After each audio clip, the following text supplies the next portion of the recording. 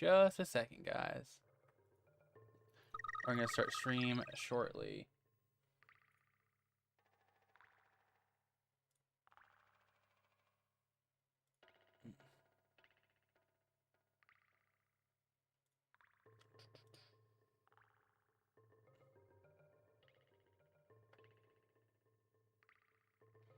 Just going to post it in Discord, and then we'll be ready.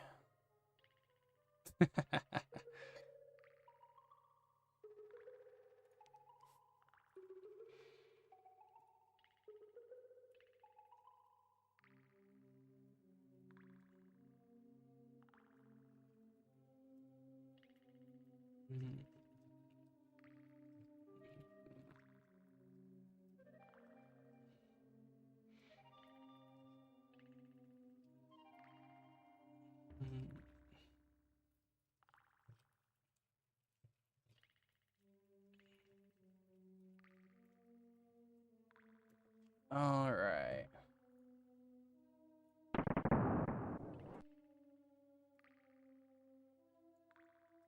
Hello, everyone. I hope everyone's doing good today.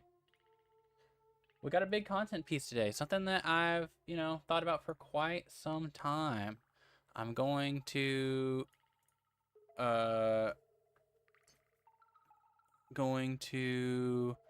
make a small list of the I want to make sure that this content piece that I do is a little less scripted, because whenever I try to do content pieces on stream when it's scripted, I've always kind of struggled a lot with maintaining the right flow and talking about what I really want to talk about, and I always felt the pressure that if I got the wrong take, I'd need to redo it. So today we're just going to just just kind of go through it, I'm going to list out some talking points that I want to talk about, and we're going to edit it up, and you guys should see it on YouTube at some point.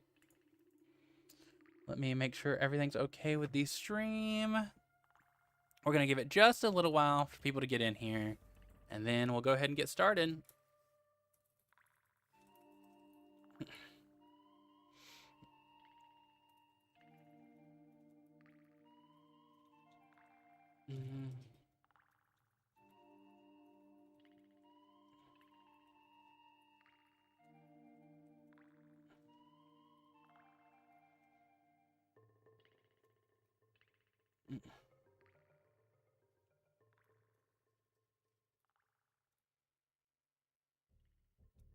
Let's see.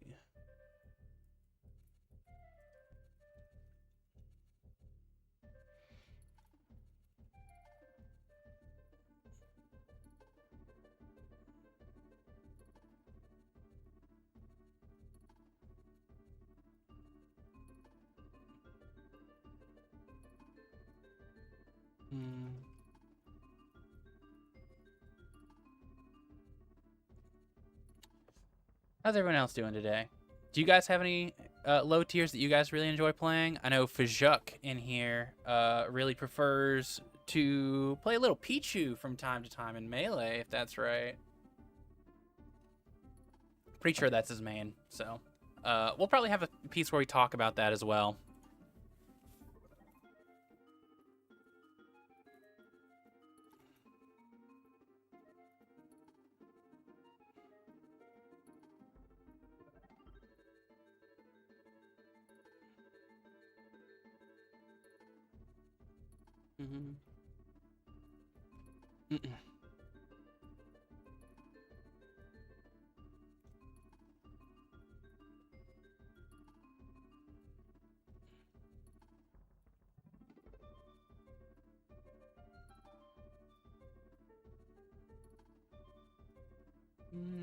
Writing up a few notes about things I want to talk about. In fact, here, I'll actually pull it up so you guys can see what I'm working on, get an idea of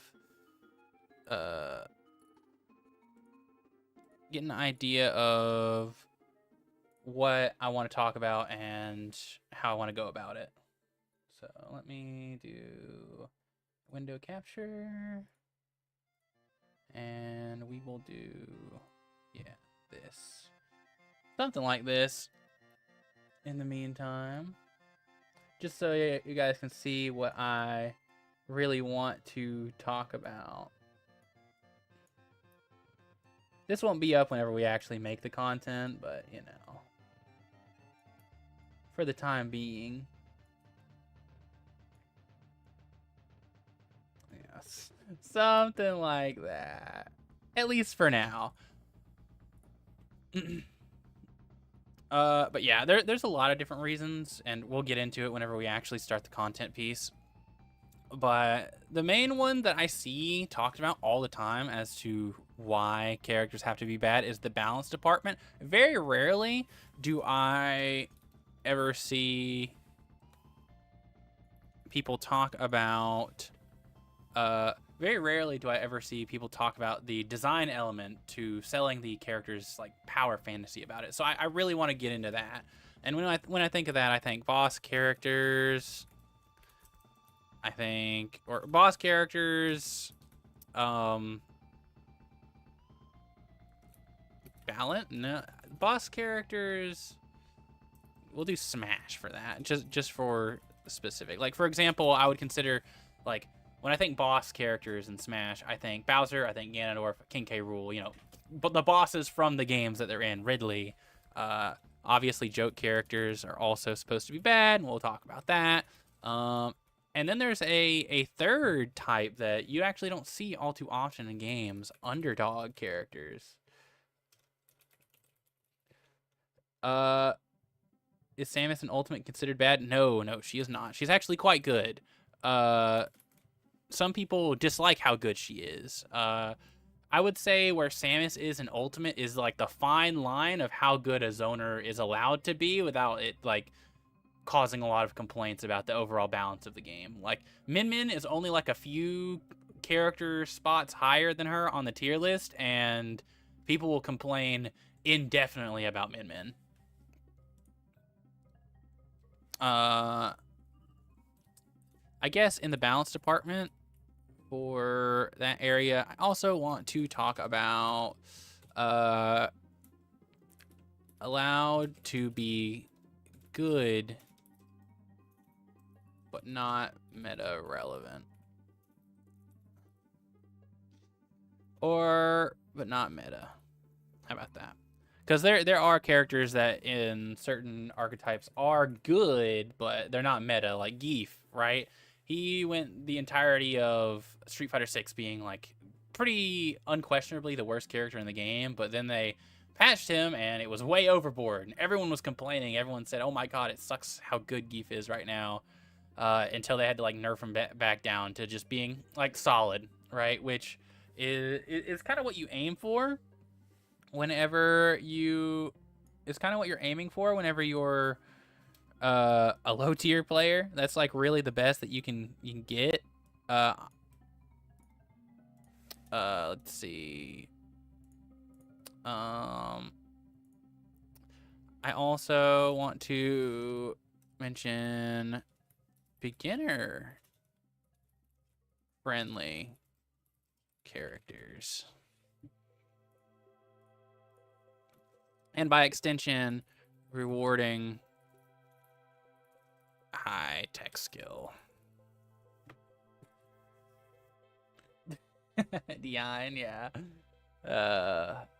Let's see. What else? I don't know why it said that. I don't know why my auto correct didn't.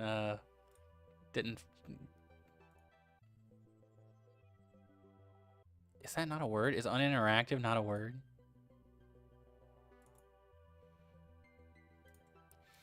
All right. Let's see. What else?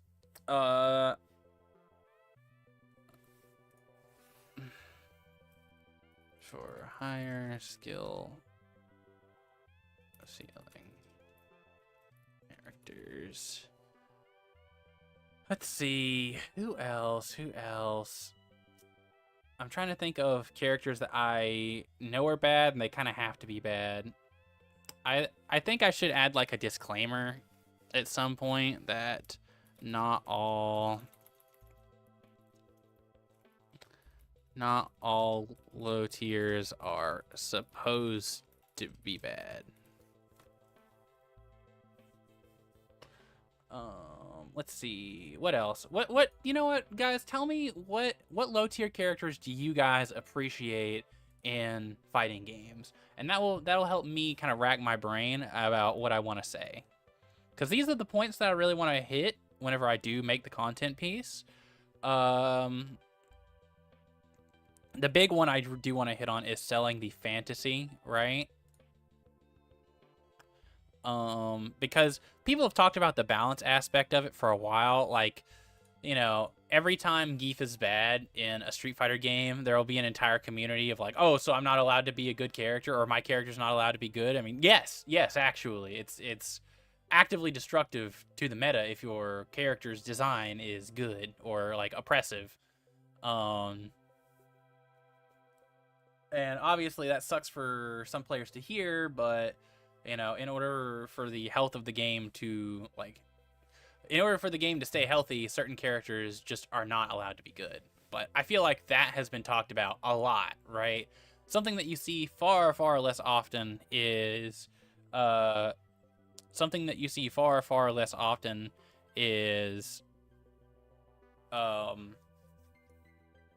people talk about the design and how it shapes the experience of the character. And I'm definitely going to be talking a lot about that. You know, Ultimate Donkey Kong is one of my favorites, but I don't know if he has that same, like, has to be bad because he's a low tier vibe. I guess in a way, he's like kind of like a boss character, but not really. He has to be bad in the same way that Geef has to be bad, though. Whereas, like, if a character who's able to, like, get insane punishes on you is allowed to be good, it causes problems for the meta. So here, I'll actually touch on a few characters. So like Min Min, Kazuya, who else? It's mostly just those archetypes of like playstyles that are, oh, if I get here I win, or if I get there I win, you know? Like in my character archetypes video, I talked a lot about how the different archetypes are generally going to want to be in different places, like the rushdown, the boxer and the boxer and the zoner. Their win conditions are going to be in those positions. But when someone leans really, really hard into that archetype, to the point where when someone leans really, really hard into that archetype to the point where there's not as much counterplay, or their weaknesses that should be defined by their archetype are less defined, and they're able to run their game plan a lot more effectively, it decreases interaction for the overall game. But we'll touch back on that. If you enter F Smash range, I win. Yeah. There's characters like that they're just legitimately not allowed to be good because it's uninteractive.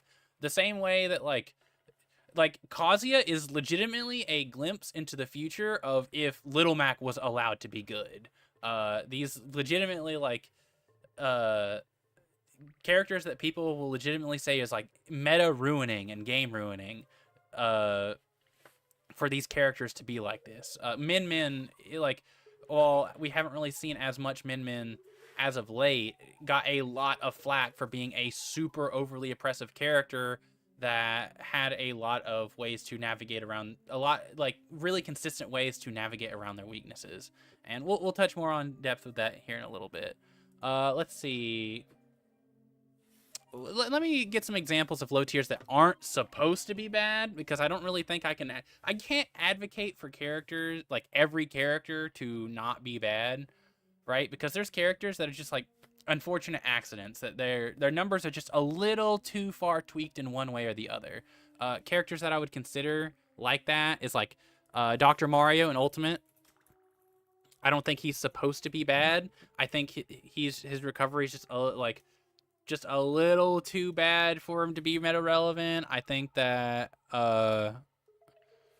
there's a lot of like little factors that hurt him. Like obviously he does a lot of damage, but his combo game is just barely not what it should be. If he just had like a few other like really good ways to rack up damage or play neutral, or he's just a little too slow, just little things like that, and they all add up to him being a bad character. Another character like that is Jamie. I don't think Jamie is supposed to be a bad character in Street Fighter, right? He's got all the like design elements that you would see in a top tier, right? Like Cammy is basically a super improved version of Jamie in Street Fighter 6. She's like a hyper aggressive rushdown who can play really far back and put pressure on people and whip punish really, really well.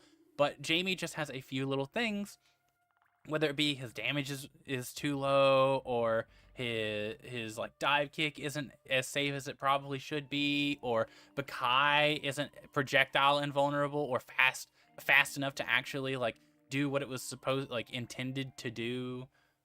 Just little things like that. Not all low tiers or people who end up being bottom tier are supposed to be bad, but I do want to go over and cover the characters that I do feel like are indeed supposed to be like bad by design.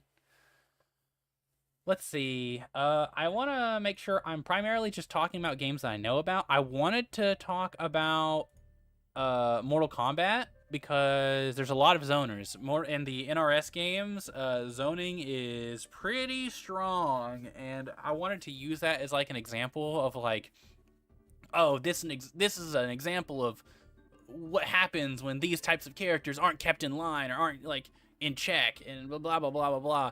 But like I realistically speaking, I don't play NRS games like that, so I can't like speak for them.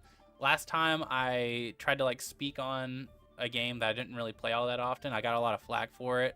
I think in the video where I talked about the speed of multiverses, I mentioned for a little bit that in Marvel vs. Capcom, it was like such a fast-paced game that like was 6-way overhead low mix-up, grab, confirm into death, and the X Factor, blah, blah, blah, blah. I had like a guy reach out to me to do a stream with him, talking, basically just kind of educating me on like the history of Marvel vs. Capcom and why like that's not the grand finals of Evo that I watch and that I was using as an example isn't really a good representation. So I want to try to stay away from the games that I don't know too much about. Let's see. What's another character that I don't think is supposed to be bad? Hold on. What's chat saying? Okay, so not just Plat Fighters, Dizzy and Guilty Gear Strive. But that's mostly because of the pace of the game. Yeah, there are characters that aren't necessarily supposed to be bad, but they just kind of like struggle in the meta. Like the things that they look for and the things that character values just isn't as relevant, and the strengths they have isn't as relevant. And sometimes that's general. Sometimes like a slower speed is like really crucial. Like in Smash, it's always historically been like the fastest characters have always been at the top, just because movement in a platform fighter is like one of the biggest strengths that you can possibly have, right? And no matter what platform fighter you look at, those pixie weight characters are usually going to be really, really strong unless someone takes like huge adjustments for those like big body characters to like keep them in line and keep them relevant with the rest of the cast, right? And most of the time when people do that, it's not really met favorably, right? I remember Reptar was really, really strong in Nickelodeon All-Star Brawl, but he was also one of the most hated characters in the game for a very similar reason. Once again, I don't want to really talk on games that I haven't played a whole lot. I've dabbled in Nickelodeon All-Star Brawl, but I don't really know what the meta's like. I think the bigger they are, the better they should be. So Iron Giant is the greatest character of all time. I should probably talk about Iron Giant. I probably should. That's a good example of a character that...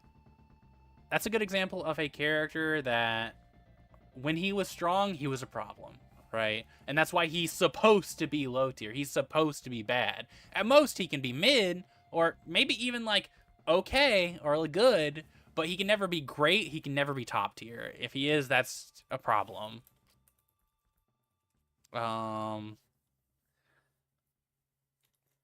Let's see.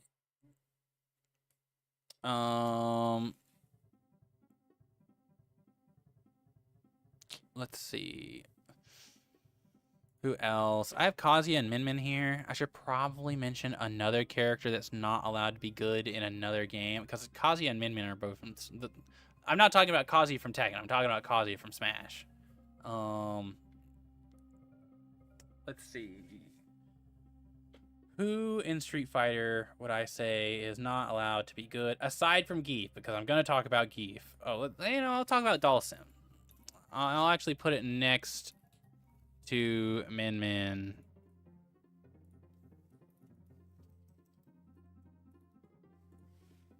Yeah, K. Rool in Ultimate is also another character that's not allowed to be good. Well, okay, these are characters that are good, and the characters that I have listed right here are characters that are good, and you see what happens when they're allowed to be like top tier, like super meta relevant. Velma, yeah, that's a good one. Let's see, not too familiar with other FGCs, but another Iron Giant situation would be the Scrimblows, like Rob and Game & Watch. They were definitely accidentally made good. Yeah, that's true. I definitely think they were accidentally made good, but I don't necessarily think that it's because of their design inherently should prevent them from being good. I think the design of certain moves shouldn't be good. Like Game & Watch up B, it obviously should not be as insanely cracked as a defensive tool as it is. But I also don't really think the power fantasy of Game & Watch is inherently supposed to be like a super defensive character. Now it is, because he's got like bomb and he's got a lot of other little attributes that make him like pretty defensive, but that genuinely wasn't his design for a long time.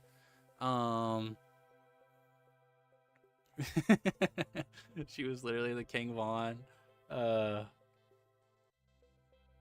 Yeah, but yeah, let's see. Who else was good? I mean, I guess I can talk about Geef in Street Fighter 6. Because he was good for a patch, and then they had to gut him immediately in order to save the game, basically. All right. But, it's been about 20 minutes or so. So let's go ahead and pop the content piece real fast, shall we?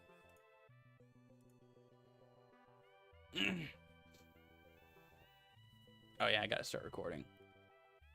Hopefully my cat's been very needy recently. I'm hoping she doesn't really continue to be that way for the content. We're gonna turn off the sound, because I still haven't figured out how to do the different recording where I only record one of the audio mixes. I still have to figure that out, unfortunately. Okay, so have you guys ever been playing a platform fighter? I guess I should. Let's try that again. Okay, so have you guys ever been playing a competitive game of any sort and just thought to yourself, man, my character sucks. What were the devs thinking? Well, I actually have an idea of what the devs could be thinking, and I'd say that the conversation about characters being bad or characters who are supposed to be bad is pretty commonplace. You'll hear a lot of people talk about the balance of like why Geef needs to be bad or why Dhalsim needs to be bad, or in some senses why Little Mac needs to be bad. But very, very rarely do you ever hear about the design element of it. You always hear about the balance element of it. So we'll go ahead and talk about the balance aspect of it, just to get it out of the way, just so I can address that, yes, I know these characters cannot be good because it would be unhealthy for the meta of the game. The first attribute of these characters that I think the first attribute of these characters that I think requires them to be bad is when they have overly oppressive or uninteractive game plans. For example, if we look back at Geef in Street Fighter 4, a lot of the times, as soon as he got in, like the moment he got in, you were just subjected to an insane 50-50 over and over and over again. It didn't matter if you just found out that the holding up makes you immune to grabs or backdashes gets you out of grab situations. Once you're in that situation, you're the exact same level as Daigo in that situation. It's just a matter of chance. There's a lot less depth there. It's really uninteractive. And overall, it hurts a lot of people's enjoyment of the game. And it not only hurts the enjoyment of the game for the person receiving the ass kicking, the repeated 50-50s over and over and over again, it's also a lot less enjoyable for the other party if they're a really strong character that can just negate their weaknesses. For example, whenever you're playing Gief in Street Fighter 4 and you green hand pass a projectile and you get your 50-50 mix and you keep them guessing for game over and over and over again, it's going to feel a lot less impactful than if you were to just have to walk and block over and over and over again until you finally get into that situation where you can start your mix, start your 50-50s over and over again, right?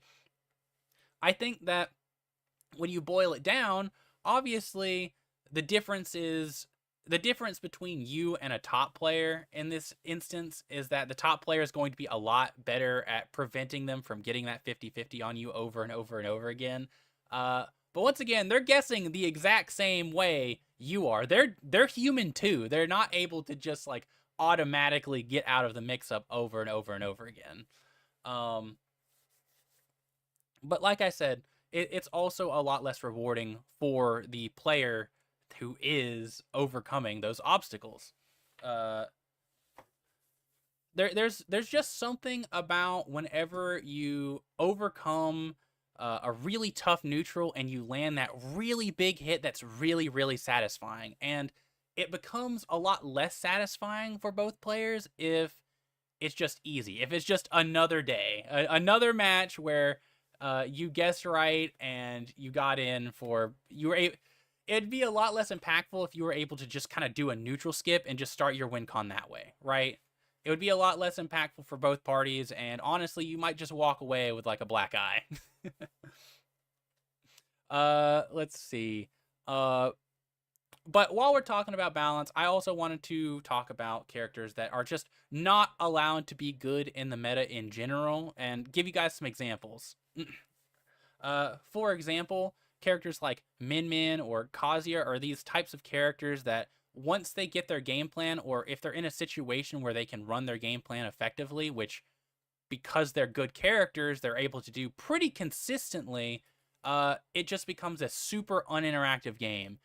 Min Min gets full screen from you. She has really good options for just getting herself out of tight situations, whether that be through down tilt or her up B or the ability to use down air to try to get out of juggle situations, or just stuffing your approach with her really fast out of shield options or aerials. And it's that fact that she's able to kind of hide the weaknesses of her archetype through a relatively strong up close defensive game that makes the fact that her long range oppression, which makes the fact that her long range oppression is that much more frustrating to deal with. When you get in on Min Min, it's not really a guarantee of like, oh, I'm in now, I win, I've conquered her archetype, I've broken her zone, it's over for her, she's cooked. And that's really frustrating when you have to go through the hurdle that is dealing with her neutral, right? And in a similar but honestly opposite manner, Kazuya is the same way. In the sense that when Kazuya gets on top of you, when he gets to his win condition position, there's really not a lot you can do. As soon as he lands that hit, if the Kazuya player knows what they're doing, they're pretty much going to be able to kill you no matter what. And that's really, really frustrating. And it's made even more frustrating by the fact that he's good. And why is he good? It's because he can kind of ignore those issues of his... He's able to kind of ignore the issues that come with his archetype inherently through a lot of invincibility, through the ability to anti-air, the ability to put on pressure with his eye lasers, a ton of stuff that just makes him really frustrating, even if you're playing optimally against him. Because even if you're playing optimally against him, all it takes is for you to press a button at just all it takes is for you to press the button at the wrong time for him to just go go through and do electric wind godfist through you and just kill you for it. It's really really stupid.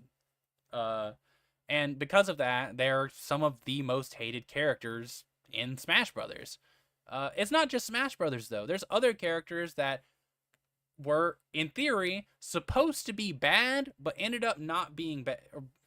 There's other characters that were probably supposed to be bad characters by design, but a manner of patches or buffs really but there was an attempt to patch the character into meta relevancy, because obviously a lot of these characters and mains of said characters are really really frustrated that they have to go through that their favorite a lot of the mains of these characters are just obviously really frustrated that for a majority of the game's lifespan, they've been playing a low tier character without a lot of options, and obviously that can be really frustrating if you feel like you're constantly trying to fight an uphill battle. So there's quite a few characters that started off as characters that were supposed to be bad, but just through a few too many buffs ended up breaking them and breaking the meta because they ended up becoming relevant.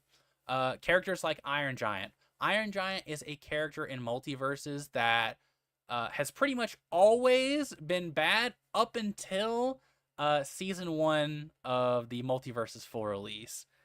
And when he was not bad, and when he was buffed into meta relevancy, it became a problem. He was way too overbearing, and a lot of the weaknesses that Iron Giant faced, unfortunately, he was able to just kind of get around a little bit too consistently. His burst was able to get people off of him way too often.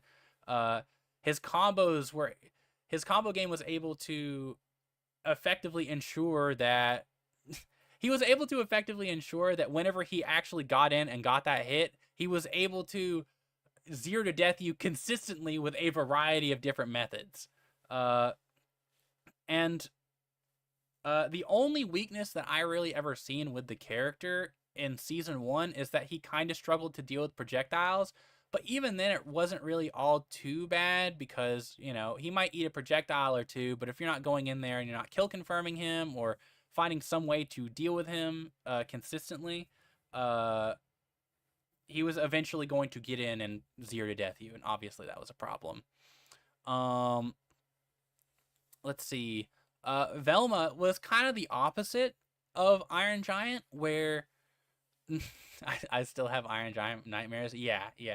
Thankfully, Iron Giant was a character that once they realized that it was legitimately a problem having him be meta relevant, he got a ton of nerfs, and unfortunately, there wasn't really a middle spot for Iron Giant. He could either be broken or ass, and unfortunately, he's got nerfed back onto the weaker side now.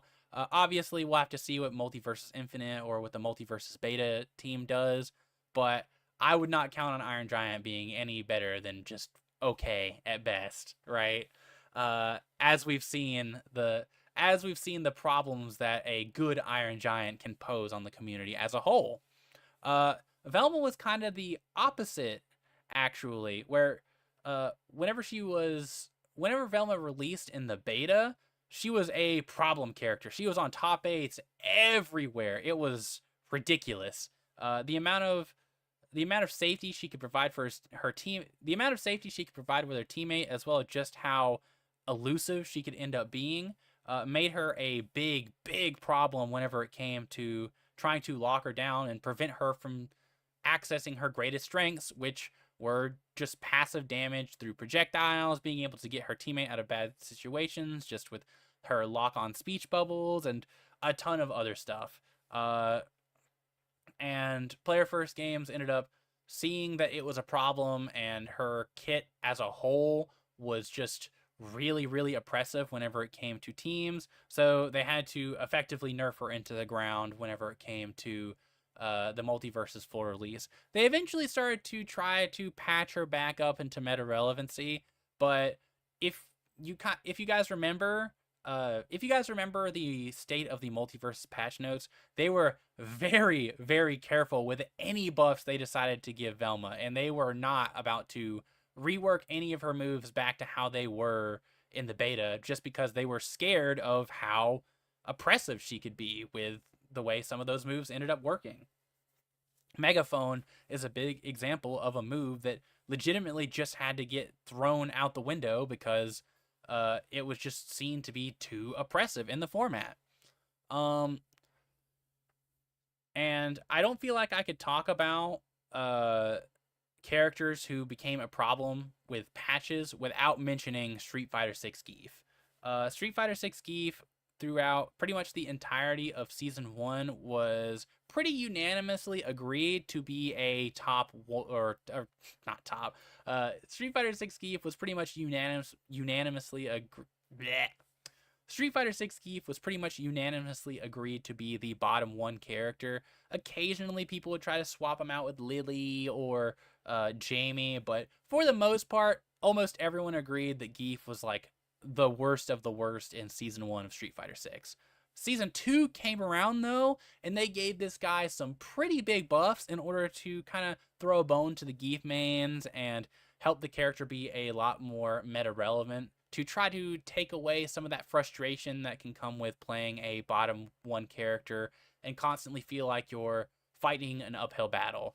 That didn't fucking work out. As soon as Gief got buffed, he became a super top tier threat. A lot of people were saying that he was top 1 in the game for a while before they eventually had to drop an emergency patch trying to nerf Gief into like just decent levels. And even after the first few patches where they nerfed Gief over and over and over again after that, he was still a pretty severe, he was still a pretty scary meta threat whenever it came to the format. Nowadays that since that Season 2 is starting to wrap up, they finally got Gief into a position where they're comfortable with him. He is at a mid-tier right now, but honestly, I don't think he can go any higher than mid-tier without causing huge problems for the meta. And if Gief is our example of why, like, close range, if Gief is effectively the Kazuya of Street Fighter, Dhalsim is effectively the Min Min of Street Fighter, or Min Min is effectively the, or no, I got it right the first time. Dhalsim is effectively the Min Min of Street Fighter, in the sense that if Dhalsim was ever made to be really, really good, it would be really obnoxious, because the only way you can really buff Dhalsim is by buffing his like defensive options. Because if you make his like offensive options a lot more oppressive, then people just legitimately aren't going to be able to get in on the guy. And if you buff his defensive options, then it's obviously going to be really, really frustrating to fight an insanely long war against Dhalsim, and then he just kind of gets out for free and you got to fight the war all over again, right? So there's just a long list of characters that you can't really afford to buff either their strengths or their weaknesses without potentially ruining the game's meta. And as I mentioned before, typically this is in characters who have an overly oppressive or uninteractive game plan. But you've probably heard people talk about the balance of the game, or you guys have probably heard people talk about why characters can't be. You guys have probably heard the argument for why characters like Gief or Dhalsim or grapplers and zoners can't be top tier way too many times. Way too many times. It's almost common knowledge in the FGC that grapplers and zoners are just not allowed to be top tier, otherwise it'll ruin the game's meta. That song's been sung 1,000 times over.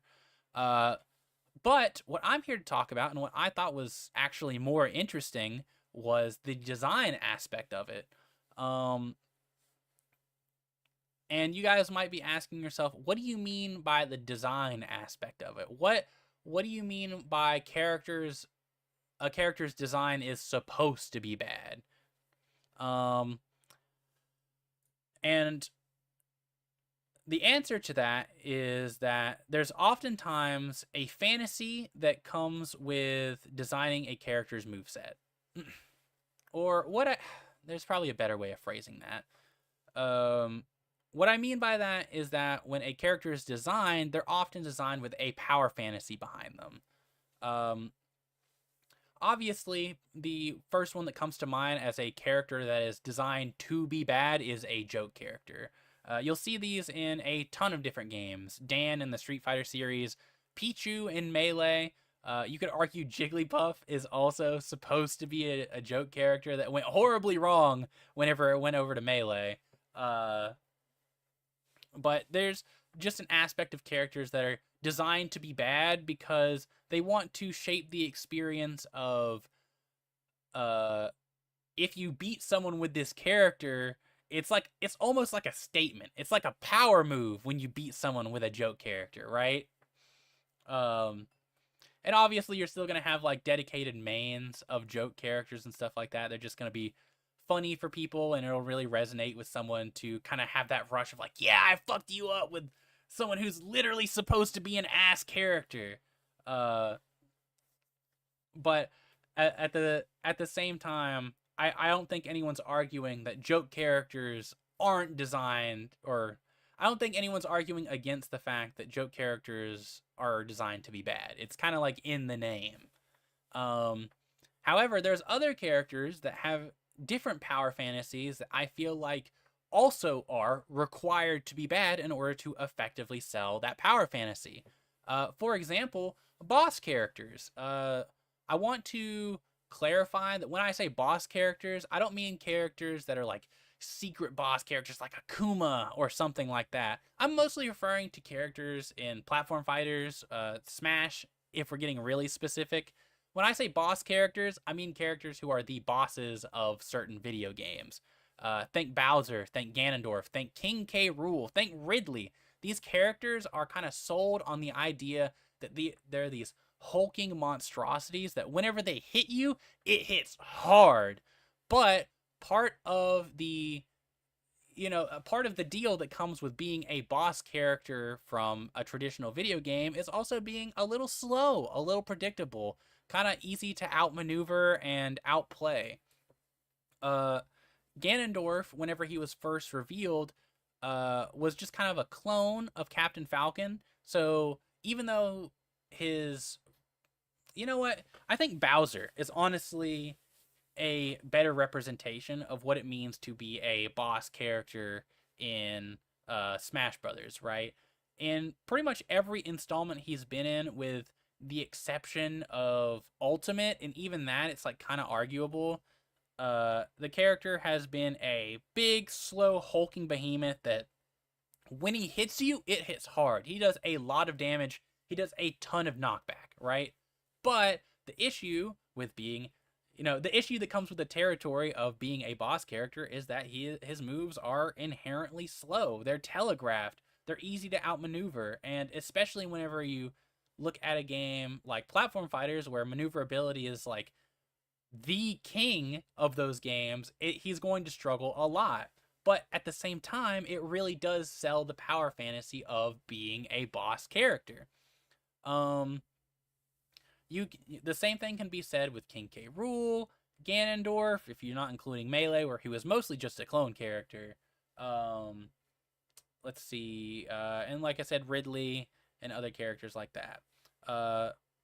So basically what I'm trying to say is that whenever you play a boss character, it kind of comes with a territory that your character's got to suck. He's got to be predictable. He's got to be, he has to be easy to maneuver around, but you get all the same reward of whenever you hit someone, right?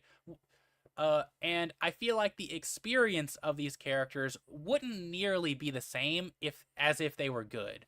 There's something really satisfying about just how slow and just how slow and how hard Ganondorf's like smash attacks hit. You know what I mean? Whenever you hit, whenever you hard read someone's like spot dodge or air dodge with Ganon's forward smash, there is no other feeling quite like it. It's just such an element of like, oh my god, get fucked! You got so hard read.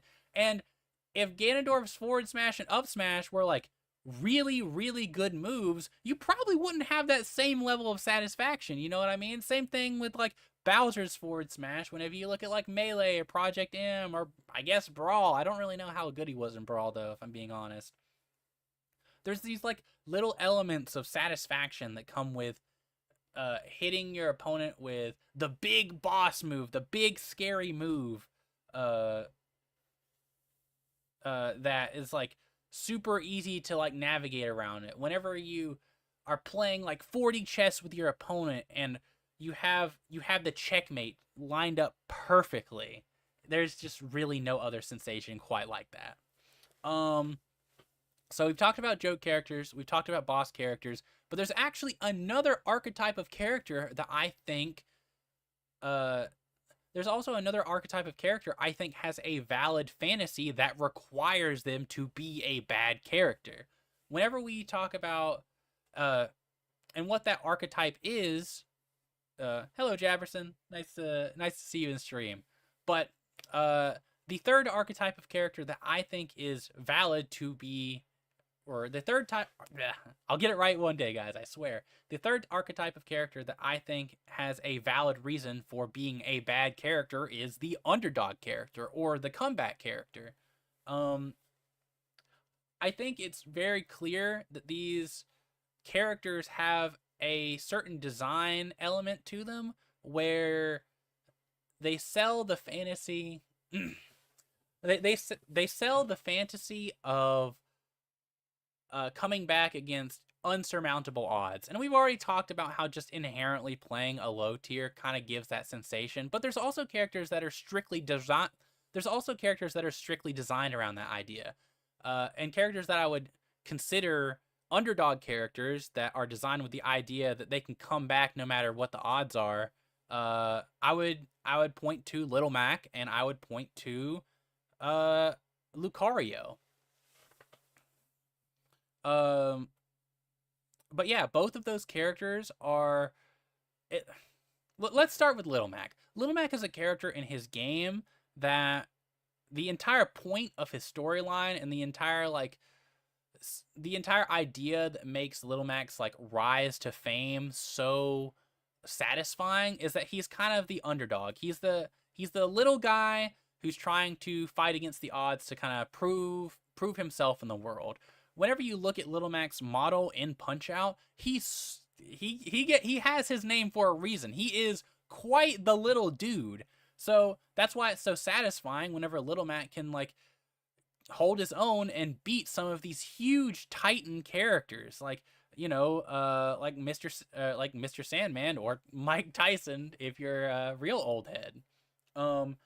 And because of that, I genuinely think that they wanted to design Little Mac with that same sensation. That I genuinely think that Little Mac's design wouldn't work nearly as well as I genuinely don't think Little Mac's design would work nearly as well if he was just a good character. It just would completely lose that aspect of the character's in-game design if Little Mac was a strong character. He's the underdog. He's supposed to be bad. He's supposed to be able to overcome the odds and be able to prove himself. That's kind of what makes the character's journey. That's kind of what makes Little Mac's journey so satisfying in his games, and I think they genuinely wanted to translate that over to Smash Brothers. Would Smash 4 Bowser and DK still fit for that checkmate feeling? I think DK is a little different. But Bowser, I think Smash 4 Bowser, I think probably can, yes. DK is close to being that checkmate character. But I think he has a few. I don't really think that that's by design and trying to stay accurate to the character's source material in the same way that Bowser is, right? I think Donkey Kong is just kind of like designed as, I guess, I'll talk about it more later. I want to make sure I stay on track with Lucario. Uh, Lucario, on the other hand, you might be thinking like, well, Lucario in his games doesn't really feel like a combat character. He really doesn't sell the idea of uh, Lucario in the Pokemon games doesn't really feel like he is overcoming insurmountable odds or anything like that. You're probably thinking like, that's probably the first thing that you're thinking. However, my argument against that is that the feeling that Lucario's design in Smash, or the the power fantasy of Lucario's design in the Smash series, isn't really supposed to be that he can overcome insurmountable odds. He's kind of, and I need you guys to follow me on this one. I think the power fantasy of Lucario is kind of that like cringe anime kid that's like, okay, now it's time to get serious. You know what I mean? Like Lucario kind of like spins the he kind of spends the entire first half of the stock not really like fighting serious or anything like that, but then whenever he gets to high enough percent, he's like, all right, now you've made me mad. And I genuinely think that's the power fantasy that they're trying to sell people on. I think it's really funny. uh and I think the type of people who are attracted to Lucario's design of just being like a aura, quite literally aura farming character, kind of resonate with that idea of like, all right, now I can try, now I can finally start trying. You know, he really is that sort of edgy. Uh, and I think a lot of the Lucario fans could probably resonate with that, if I'm being honest. Um, but let's talk a little bit more. Now I did say that I thought that underdog characters were the only other character that I could consider uh another val. All right, let me restart. Sorry guys, I'm trying to get my content brain going.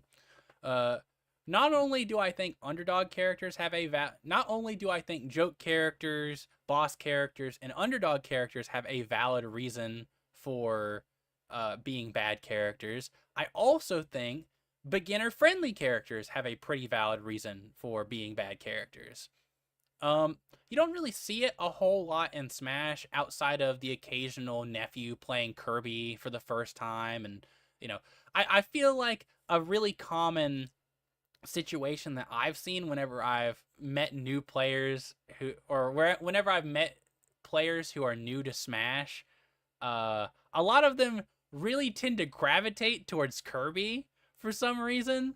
I don't know if they beat all their friends with Kirby or what, uh, but I've noticed that a lot of new players are convinced that their Kirby goes crazy on the sticks.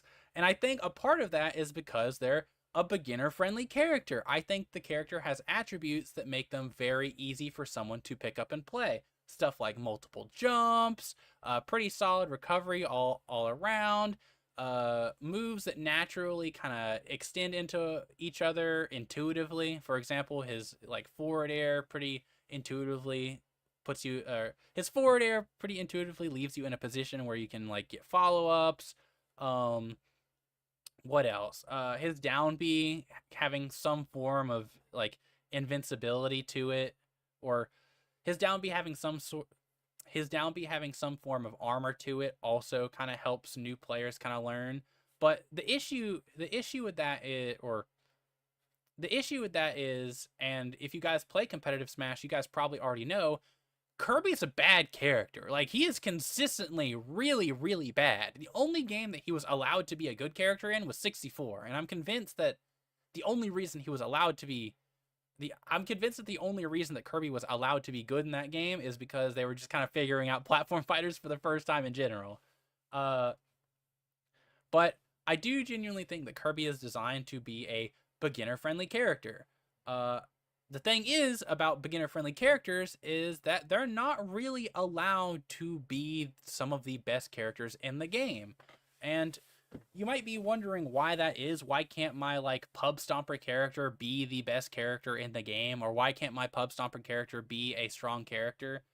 Uh it's because that there is an element of it's because that there are characters who are actively designed to reward you for better play. Uh, Beginner friendly characters are great because you don't really need to know a whole lot about the game in order to kind of reach the max power level of the character. Like obviously you can always get better with said like beginner friendly characters. You can you can always sharpen your fundamentals like consistently because you have to spend less time. You can always sharpen your fundamentals because you have less time, or you have more time to practice your fundamentals because you're spending less time focusing on tech skill or execution or anything like that. Hello, kitty. Um, Smash 4 Mario. I would say Mario is actually not all that beginner friendly, believe it or not. Uh, I think that I think that whenever I picture a beginner friendly character, I imagine a character that doesn't really need all that many interactions. And whenever you fight other beginners, it's not all that. Whenever you fight other beginners, you have a pretty easy time like pub stomping them, right? Or some element of their design, it makes it so that they're not punished as hard as they would be for uh as if they were playing against like a higher skill player, right? Like, what about Smash 4 Mario screams beginner friendly? Well, I mean down throw up tilt, right? His combo game is very very simple. But aside from that, playing Mario isn't really going to like serve as a crutch for recovering. It's not really going to serve as a crutch for neutral. It's not really going to serve as a crutch for really anything. But if you take Kirby, the fact that he has multiple jumps, still has like a up B that allows him to recover, and the fact that his like combo game's pretty simple, and like little things that will catch other new players off guard, like his down B. If people don't really know how to punish that, they can get away with that pretty consistently. Uh, but yeah, little things like that make the character very, very beginner friendly in a way that you don't really see with characters like Mario or something like that. Um, but anyways, where was I going with this? Oh, yes. The reason why beginner friendly characters aren't allowed to be top tier is because they're characters that aren't beginner friendly are supposed to be rewarding to people who grind the tech skill. It's supposed to a lot of their uh a lot of their what's power a lot of their power budget is distributed in a way that the more time you put into them, the uh the stronger the character should feel. And if you were to have a top tier that is beginner friendly right next to a top tier that takes a lot of tech skill, it really wouldn't feel fair to the top tier that has to put in a lot of tech skill, right? Like, why am I even trying to learn this character that takes a long time to learn and takes a long time to get good if I can just pick the beginner friendly character and do this about the same thing, right? Be about the same power level. It's just not really like it feels unrewarding to people who want to play harder characters, if beginner friendly characters are allowed to be top tier. Um let's see. Um Now, one disclaimer I wanted to add on before I finish this content piece up, or one thing I wanted to add on before I finish this up is that I don't think all low tiers are supposed to be bad, but there are just only some of them. Um, I think some examples of low tiers in fighting games that I play regularly that I don't think are supposed to be bad are characters like Dr. Mario and Jamie. Looking at Dr. Mario, I don't really think there's anything about his character or his design that screams to me that he should be a bad character, right? It's just genuinely that some of the it's just genuinely that some of his weaknesses, or it's just genuinely that the weaknesses that he has to account for some of his strengths are just unfavorable in the metagame, right? Like if Dr. Mario was if Dr. Mario was tweaked to be just a little bit faster, or to have just a little bit better combos, or just have a little bit better recovery, he legitimately wouldn't be a bad character, and I don't think he would cause a problem in the meta either. The biggest problem that Dr. Mario being meta would cause is uh, the question of, should I play Dr. Mario or Mario, right? Because if one's better than the other, all of a sudden the reason why you would pick one over the other kind of dwindles if they're specifically like an Echo fighter or a clone character of another fighter, right? Like, why should I play the lower tier version of him if I can just play like the better one, right?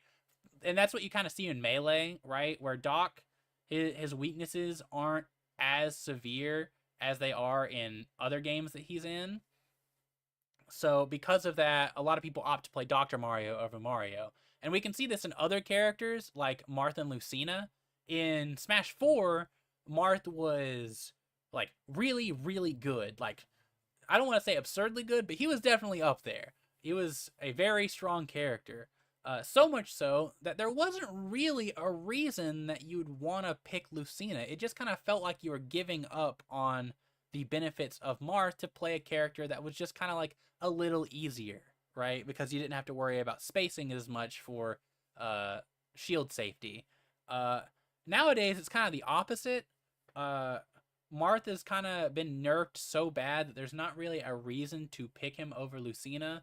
And it's kind of crazy because, like, even in Smash 4, there were niche instances where you might consider playing Lucina. I remember there was a talk about, like, when do I want to use Lucina in for certain matchups in like the Marth Discord in Smash 4.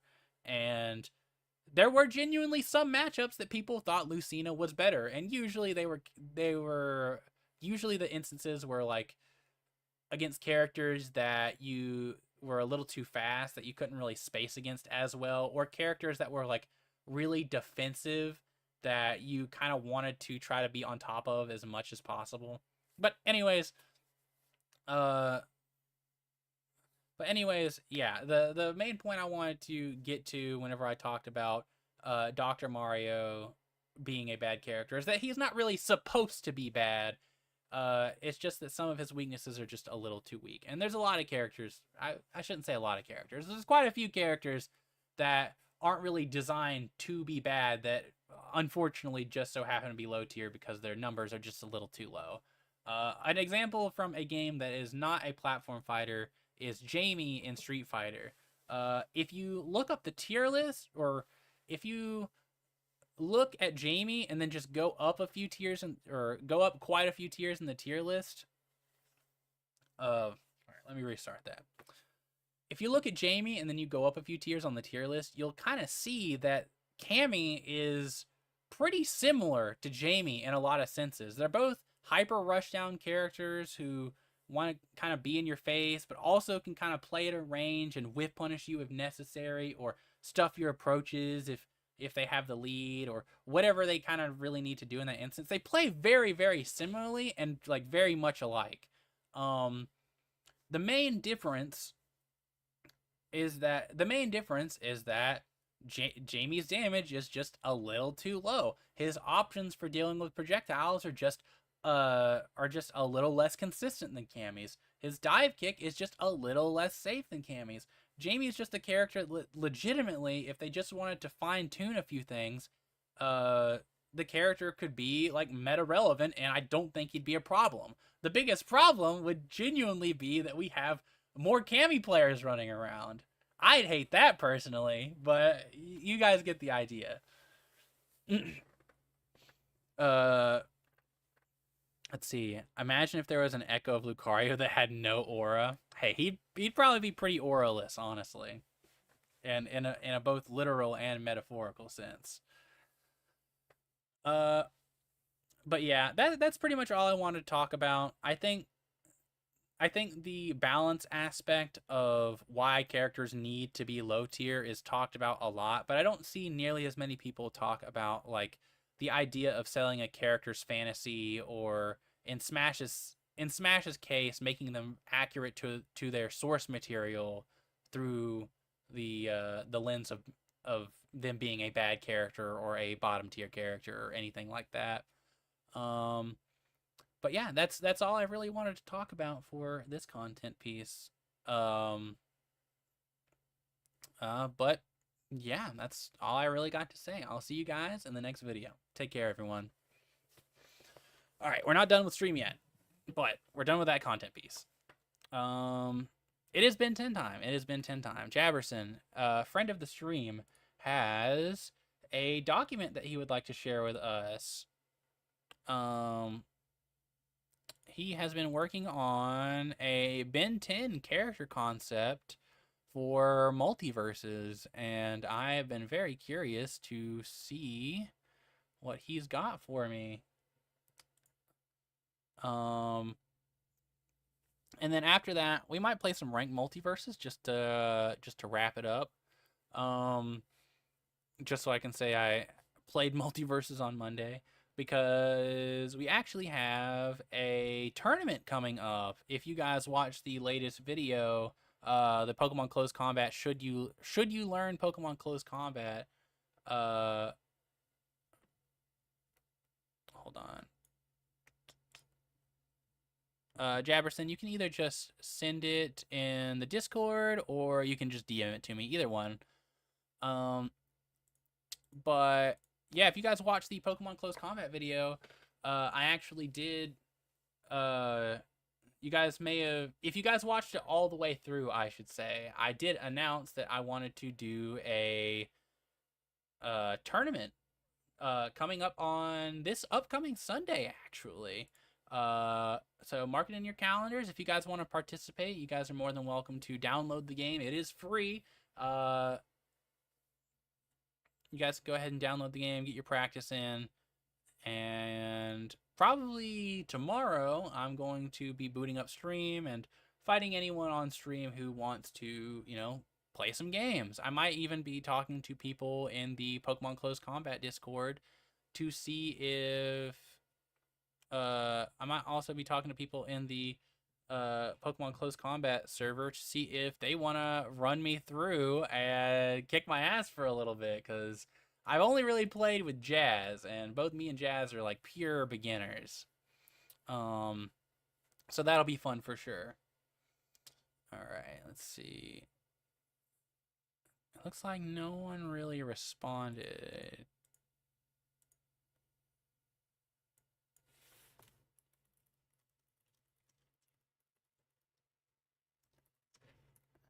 Give me just a second. All right, I'll get it up in just a second, Jabberson.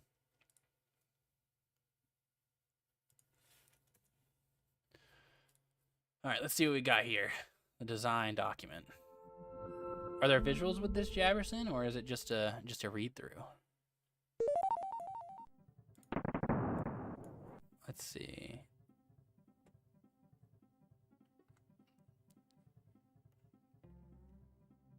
There are visuals? Okay, we'll go ahead and stream it then. Let's see. Whoops, that's incorrect. Here we go. All right, let's see. Let's get here. All right. Design concept for the Multiversus Fighter Ben 10. Oh, hold on. I should probably change my stream title real fast.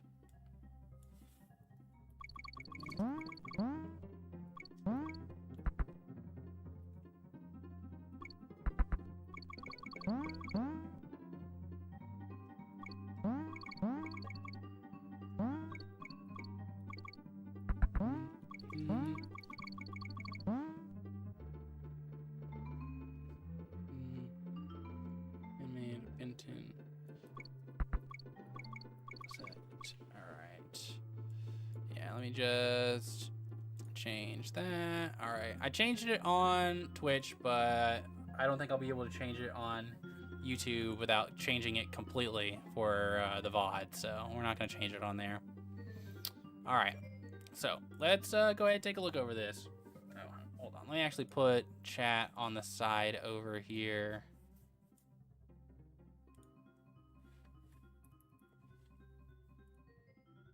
I had to adjust chat not too long ago, so it's a slight issue with that. All right.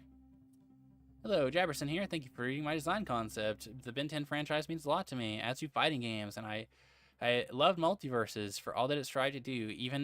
Even though the game will shut down, I hope this document can please all the MultiVersus fans that wanted this character, and any Ben 10 fans with a butt ton of references I packed in here. Enjoy. All right. All right. Theory: play as young Ben combined from both the classic and reboot shows. Use the directional input of your specials to turn into 10 different alien forms. Interesting. I'm curious to see how that'll work. Who can fight as their fight using their signature move or powered up versions of Ben 10's Ben's normals.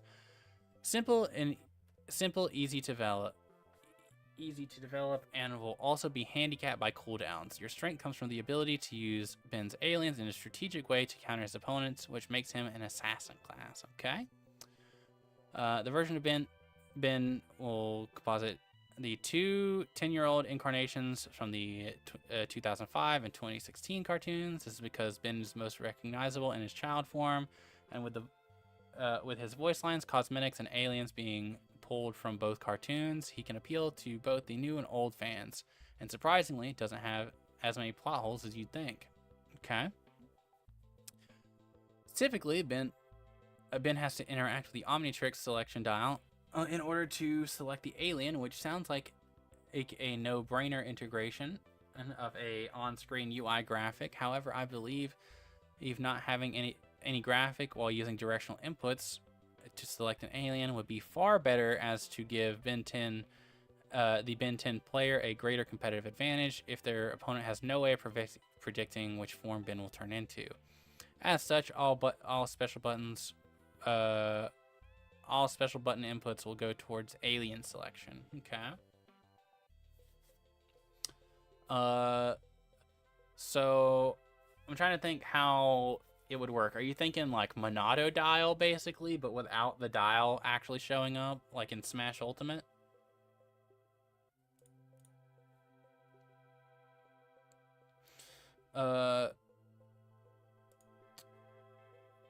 Let's see. Let me continue reading.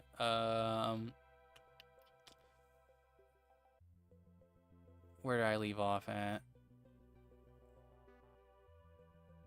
Integration of the yep, would be far better as it gives. Yep. Okay, got it. Not quite. Most people think of Monado. Okay. Yeah, I'll keep reading. I don't want to make any early assumptions. The premise of Ben having access to 10 forms is undoubtedly difficult to fit in any game, but should be strived for proper representation of the character.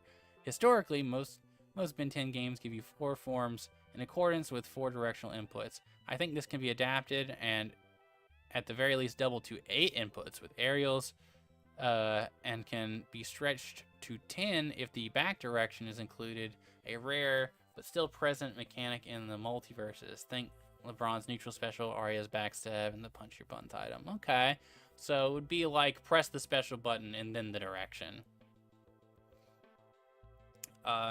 In terms of the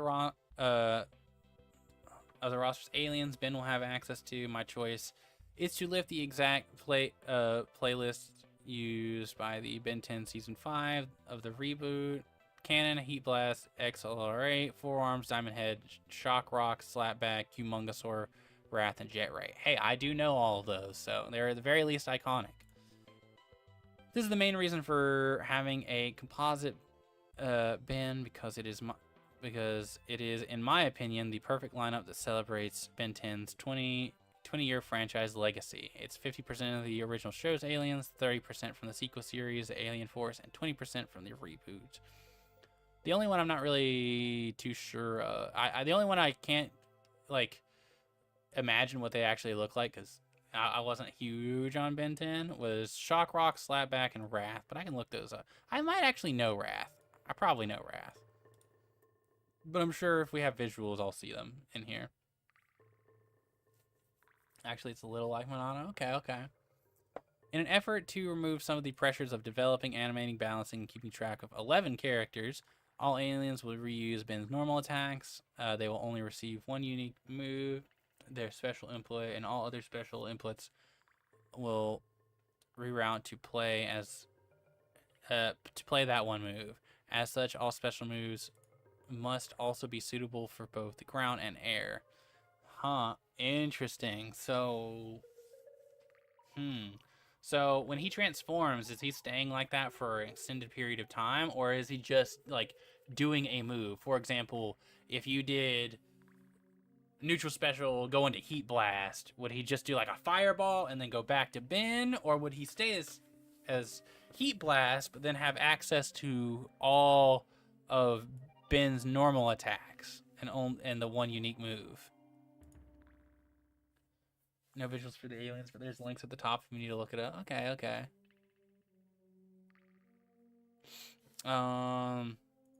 Let's see. They'll only receive one unique move. Their special. Yep. Okay. Yeah, I just read that. Aliens will keep Ben's frame under the hood, but receive an assortment of gym-like stat changes to give them each individually. They're changing size, weight, ground speed, aerial attack, attack damage, number of jumps, give elemental effects, and others.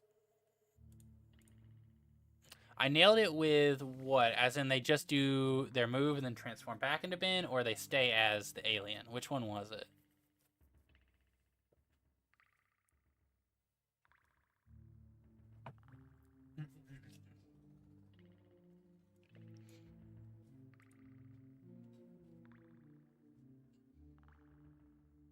He does the move and stays? Okay, okay. Fair enough. It is definitely ambitious, but, you know, like you said, I do think it is kind of integral. But I will continue reading. All aliens will use the rigging / animation of Ben models for their animations, with a few exceptions as possible. Ben's skeleton might have to increase based on the size difference of some aliens. But this can also hopefully be alleviated by changing their size stat. Maybe, yeah. Yeah, they did adjust that in Multiverses, so it's possible. The only wholly original animations the aliens will have for their idle, shield, dodges, and special move. Interesting.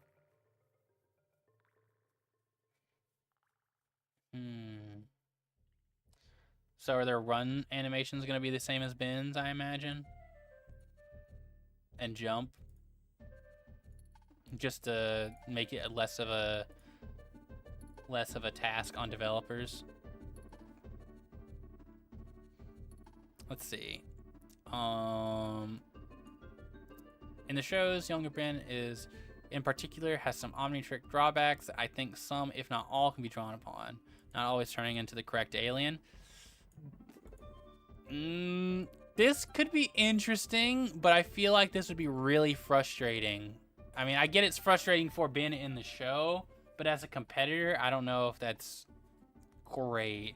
Being stuck as a transform alien for a few minutes? Okay, I could see that. That would be a fine drawback, I think.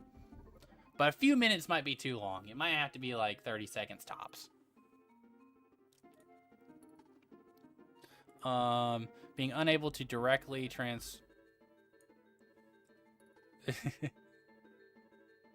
Here we go. I know, just keep reading. Okay. Being unable to... I do think, regardless, this few minutes thing, it can't be that way. Otherwise, you get you get like 2 transformations per like game. Being unable to directly change form and must await to detransform. Yeah, okay. I think these two in combination would be really, really tough. But I'll hear you out. I'll keep reading. Let's see. After detransforming, must wait a few minutes for the Omnitrix. Once again, a few minutes is a long time in a platform fighter. One of those for Uh, 2 and 4 are very easy to integrate using cooldowns, but 1 and 3 are the worst as they remove most player agency. That is true. That is what I was thinking as well. The purpose of 1 is that it can show so that the purpose of 1 is so that the show can prevent Ben from only using 1 alien for every situation. So in that spirit, I propose a cooldown for individual aliens, so the players can likewise be forced to not just use 1 alien all the time. Lastly, I would keep 3 and balance it by having an alternative way for the player to de-transform instead of just waiting, such as spamming and expending energy as that alien, which is also a future limitation in the shows. I think my average multiverses match was around 10 minutes. I know it feels that way, but I promise you, your average multiverses match is like 3 minutes. You know what? I'll time it. If I have time after I read over this, I will play a multiverses match, and I will time how long it is. Minutes is a long time in a platform fighter or a fighting game in general. Let's see. I do think that this limitation being used as a way to prevent someone from picking the same alien for every situation, I just don't think. I'll keep reading in case there's more to it, but I do think that that's not. I think that the issue with transforming into the same alien for every situation isn't really something that should be a problem if the character is balanced correctly. Now I'm fine with there being like a cooldown and you not being able to transform, but not turning into the correct alien and then having to wait to de-transform, or being stuck as them for a few minutes, just that legitimately could be like, oh, I tried to transform, I just lose the game now. And that would be terrible. That would be horrendous. These limitations may seem trivial and unnecessary and can certainly get ignored when most people think of Ben in a fighting game, but I think they're an inevitable and necessary part of the character. Being able to turn into any alien and then back at a moment's notice is cool for a fighting game, but not really true to Ben. He's not just a showcase for the watch. He's a kid wielding the watch. Yeah, I mean, I think you can put limitations on it, but I don't think that I think that the cooldown system is enough of a limitation to prevent people from wanting to do it. And also you could just you don't have to put a limitation on. I also don't really know. I'm not too familiar with the source material, but I don't know if maybe instead of putting individual cooldowns on each one of the aliens, if you wanted to make it so he was like committed to staying on one of those aliens whenever he picks one, you'd probably have to instead put a limitation on the Omnitrix or transforming into aliens as a whole rather than individual aliens, I suppose. You know, I should have specified not turning into the correct alien is not directly adapted. The cooldown of aliens is a result of that.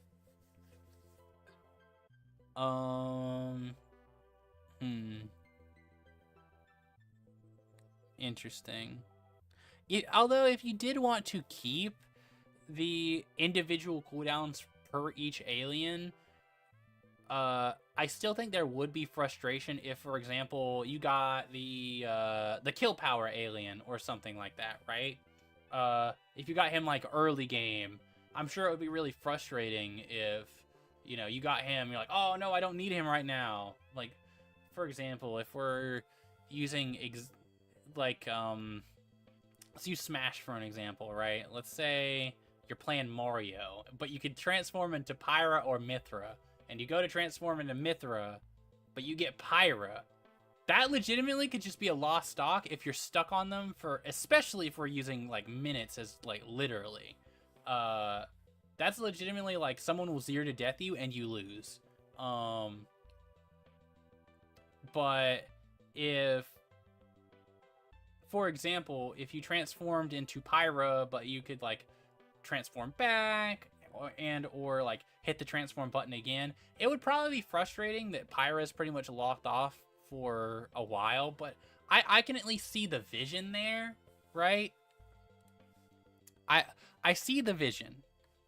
I don't know if I agree with it yet. I'll have to see his moveset and see, like, I'll have to see the whole picture. I feel like I'm judging it way too early. I apologize, Jabberson. All this being said, Ben is a form-changing character that relies heavily on the stat changes and working around cooldowns.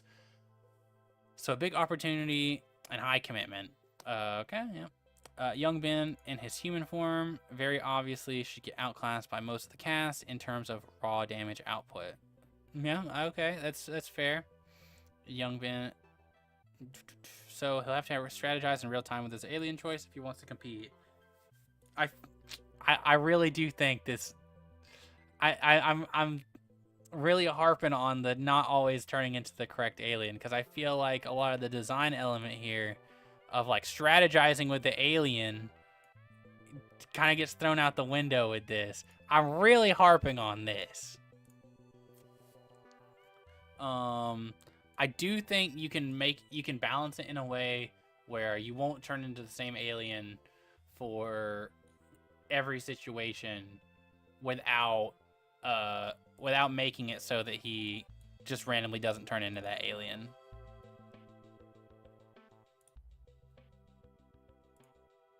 You can choose any alien from the start of your match. Your selection is only restricted based on who you've already selected already. You didn't actually put that in. Do you mean the always not always turning into the correct alien?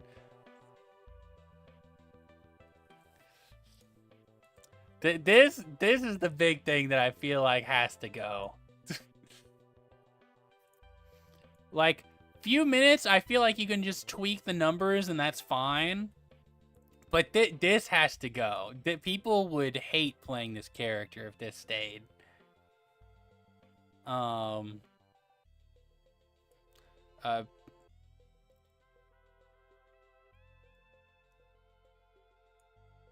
Let's see. Yeah, I feel like I'm fine with all the other limitations, with the exception of Jefferson's in here. Not actually in the game. Okay. Oh, okay. I see. I was reading that completely wrong. Gotcha. All right. Let me continue.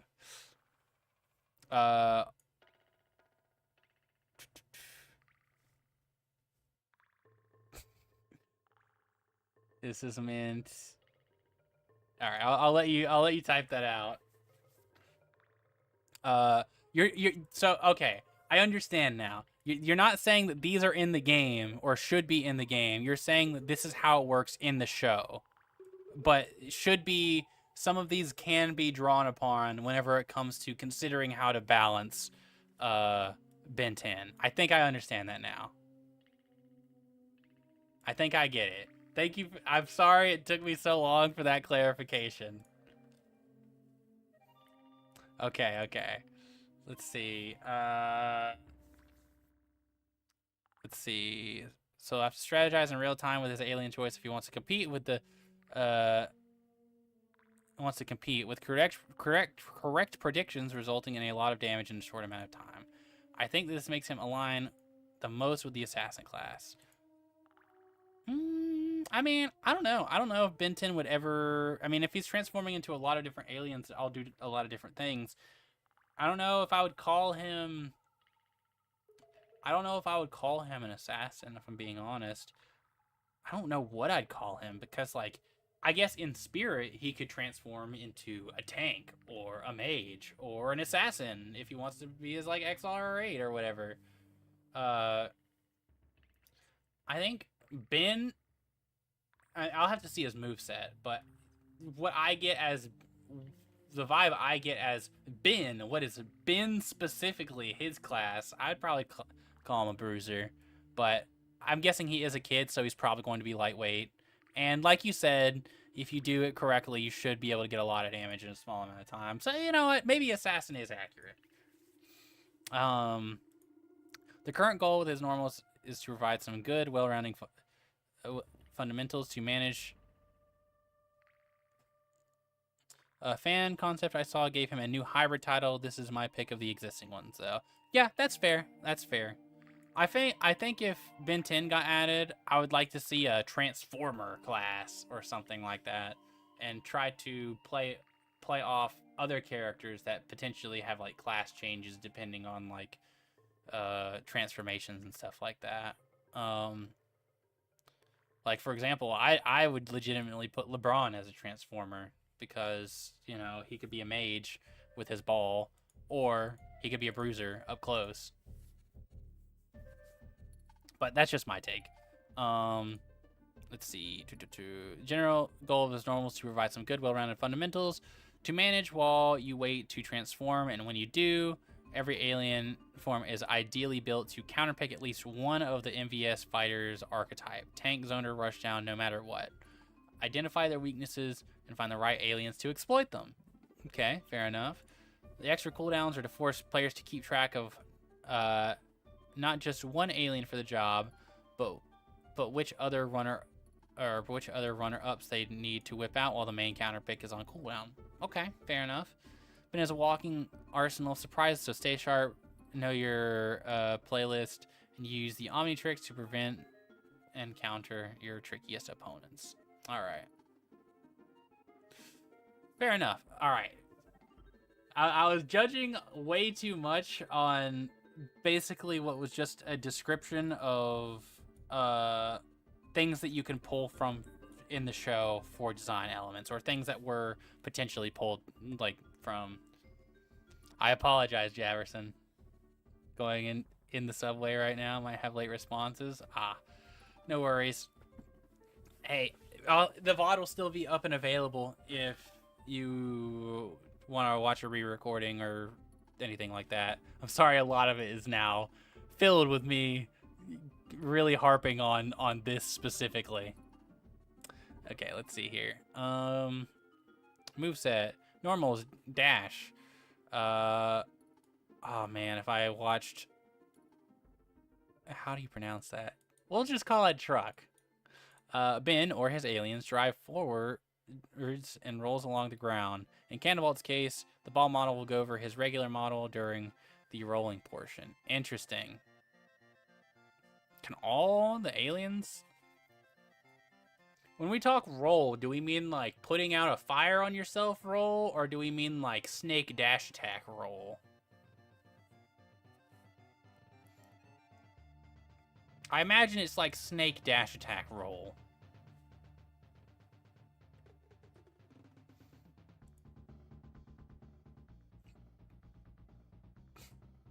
Let's see. Ground neutral. Time check. Ben or his alien throws a forward punch with his left hand and that sends the opponent away. If it connects for Ben, an extra additional damaging pulse from the Omnitrix bursts out with damage knockback increasing based on the Omnitrix timer position. Interesting. A little if under 50% cooldown, more if over 50% cooldown, and max if not on cooldown. Interesting. So, okay, there's like... That's kind of cool. I like the idea of like... Because I always like the idea of characters who have like weaker states, obviously, but you could always still play as their weaker state for like funsies. Like Solimar, basically playing Olimar without Pikmin. And I like that this is kind of like designed in that aspect of like... Oh, if you just want to style on someone and just like play Ben, there's like a little bit of like incentive to, I guess, for that. A little help for that. I like that a lot, actually. Um, let's see. Aerial neutral. I can't pronounce these alien words.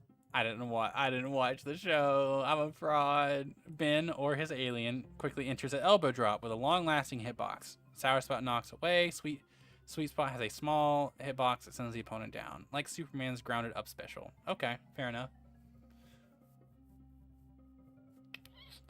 Does Superman's?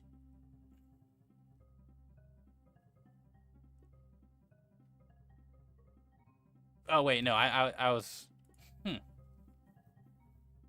Oh, this is aerial neutral. Oh, whoops, my bad. I was like thinking. I don't think Superman knocks away. Maybe it does. Kind of does, actually.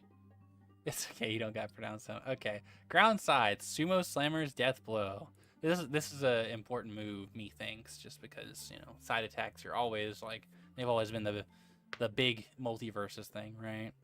Ben or his alien unleashes a flurry of rapid front punches, after which he enters a kung fu stance of terrible form for his jab finisher, which is a Shoryuken, like diagonal uppercut that can be executed immediately or charged. Interesting. So when I think of grounded side attacks, I'm thinking of jabs, right? Is he able to cancel out of this into other moves, or is his jab just like, is his jab locked to being what's effectively, I'm trying to think what's a good character, because I feel like not having a good like jab that you can like cancel off of and combo off of is a pretty big downside for a character in this game, at least. I'm trying to think of a character who doesn't have a jab that's like their combo starter that they can cancel off of. I imagine it comes with the idea that you can cancel off of it. Let's see. Aerial side. Like Black Adam's side aerial, Ben or his alien delivers a 2-punch combo with the first dealing no knockback and the second punch knocking forward and slightly upward. I don't know. I don't know about that, honestly. I feel like I'd like something a little bit more original, I guess, than, you know, basically just Black Adams. I'd like to see more source material, because you know, you probably noticed that a lot of the attacks from other characters in the game are ripped directly from source material, like frame by frame. So I'd like to see if he does like any like aerial attacks or anything like that.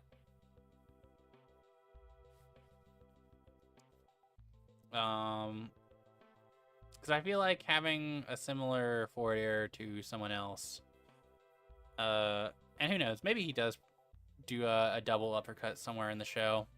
Maybe he does in the intro and I'm just crazy. Let's see. Grounded up attack. Sweep. Ben or his alien charges a backwards handspring and sweep kicking in front and above him. Interesting. I'm trying to like visualize that. The closest thing I can think of is like stripe up attack. Alien forms with tails will have a slightly different animation where they lean on their tail. The player can then choose to land further or backward or stay put. So, kind of like Stripe, yeah. Kind of like Stripe up attack. I'd really like to see the source material. I want to see him do this, honestly. Ground down attack. Little League special. Ben or his alien slides on the ground, similar to Batman or Harley's ground attack.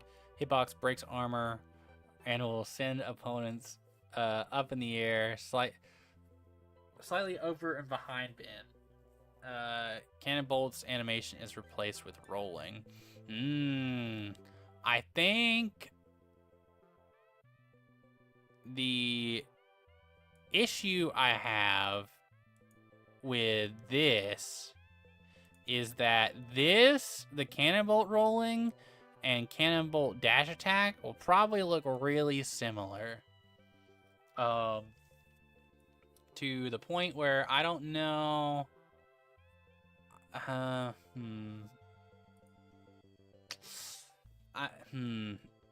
It would just be visually difficult to distinguish, I think, and I think that could potentially be a problem. I don't think this is necessary. I don't think this is necessarily a bad idea. I mean, slides are, you know, I'm sure Ben 10 has slid at some point before, and I'm sure the slide will be pretty interesting. I'm sure the slide would be pretty interesting with a variety of different stats, right? Like I imagine XLR8 or whatever his name is, would probably go a lot further than someone like Diamond Head, right? Or what's his name? Gigantosaur? Humongosaur, my bad. I imagine both of those guys would probably not go anywhere. It'd probably more like be like a little leg sweep for them. So that could be interesting.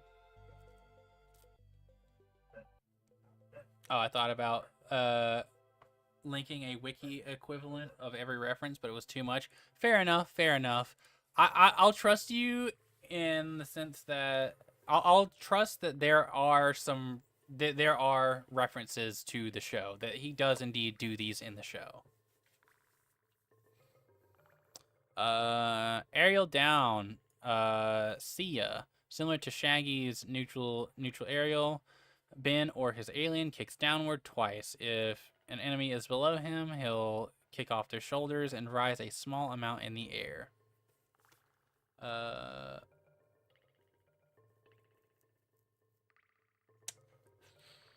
Interesting.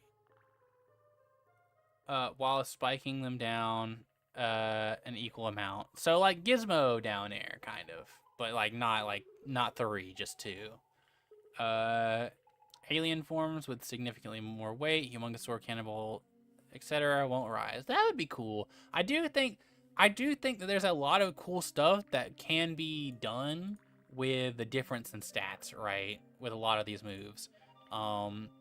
I will say, for grounded down attack, I don't know if that needs to be an armor break, but that's just me. The Jason player who relies heavily on armor.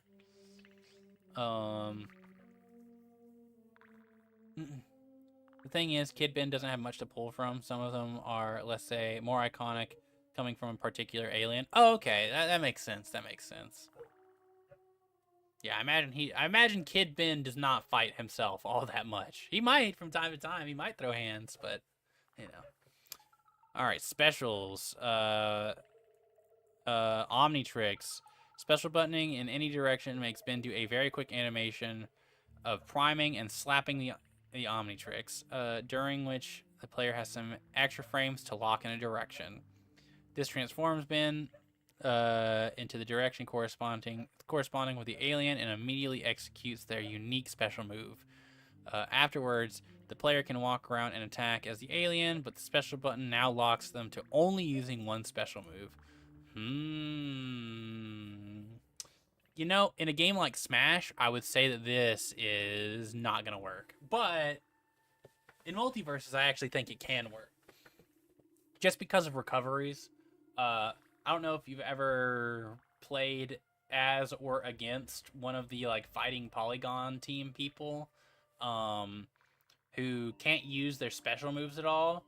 When they get hit off stage in Smash, they just die. They just die. Not having a recovery tool is like really, really tough.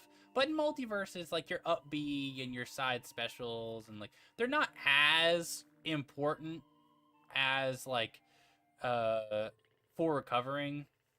Like, yes, characters can still have like a bad recovery if their specials don't really send them anywhere or help them get out of tough situations. But like the point I'm trying to get across here is that if you pick an alien that has like a unique special move, like let's say what's his name? Let's say you do forearms or something, right? And I haven't read what his special move is yet, but let's say, for example, his special isn't a recovery tool, right? He's probably gonna have a really hard time getting people off of him and recovering, since he's probably just gonna have to rely on, uh, his double jumps and his airspeed, which for forearms, I would imagine his airspeed and speed in general and double jump height are probably not all that high. So that could be a potential issue with locking him out of special moves, obviously. Each move, with one slight exception, has ammo and can be performed again a certain number of times depending on its unique ammo count. But once its limit is reached, the player turns back into Ben, and 2 cooldowns trigger. One longer one for the alien, and one shorter one for the Omnitrix. All right, yeah, that sounds good. The alien cooldowns can last long enough so that you can have up to 2 to 3 aliens on cooldown at any time. Okay. Special buttoning while your moves are on cooldown will play the priming animation, but won't work and will flash red. That sounds about right. I imagine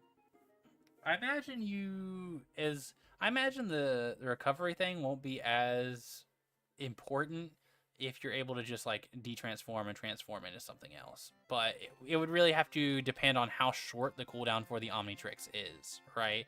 Like, if you get hit off stage as forearms, and you're like, oh shit, I can't recover, I need to transform into a different alien, and you de-transform, I feel like the issue with the Omnitrix having like a general cooldown could potentially cause issues for recovering, you know? So, that's something to think about.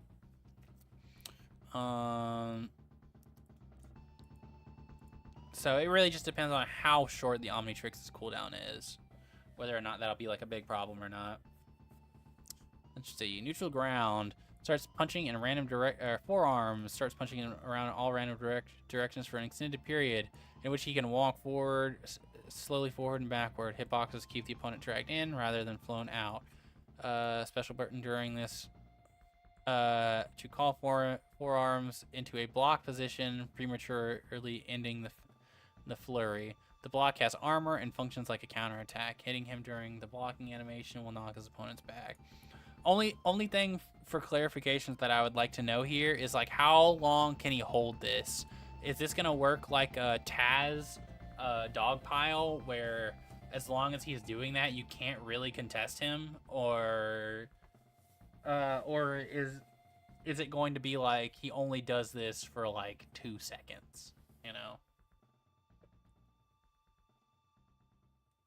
it really just depends. Stat chains for Ben increased attack, weight, and ground speed. Interesting. Like passive abilities, like Jason, he cannot be knocked back with gray health. That's interesting for not really giving him the ability to get gray health, but that could work. That could work if it actually works as Jason's was supposed to work. Jason's only works with his rage for some reason. I don't know why. Even though his passive is cannot receive knockback with gray health, it only worked with rage. You could try to give him gray health with anything else, and it still didn't work. It didn't matter if you gave him a ton of gray health. There was a perk that gave him gray health whenever he spawned, but it didn't give him armor, even if they didn't break the gray health or didn't use an armor breaking attack. So, yeah, like I imagine if it actually worked with forearms, that'd be fine though. I recognize I've nonetheless made a nightmare character for balancing. Yeah, I mean, it would be tough to balance Ben 10 regardless, right? Unless you made it so that like, unless you made it so that he only transformed during the attack, I think it would be really difficult to balance Ben 10. Like, for example, if you made his like forward, let me think. If you made his like neutral attack him transforming into forearms and like charging up a punch with armor and then attacking and then de-transforming back into Ben. That would realistically be the only way Ben 10 wouldn't be a nightmare to balance. But I much so appreciate the ambition and the kind of passions kind of went behind this. I think there's a lot of really cool ideas here that I do wish would be. I wish that people would go the ambitious route rather than the safe route, right?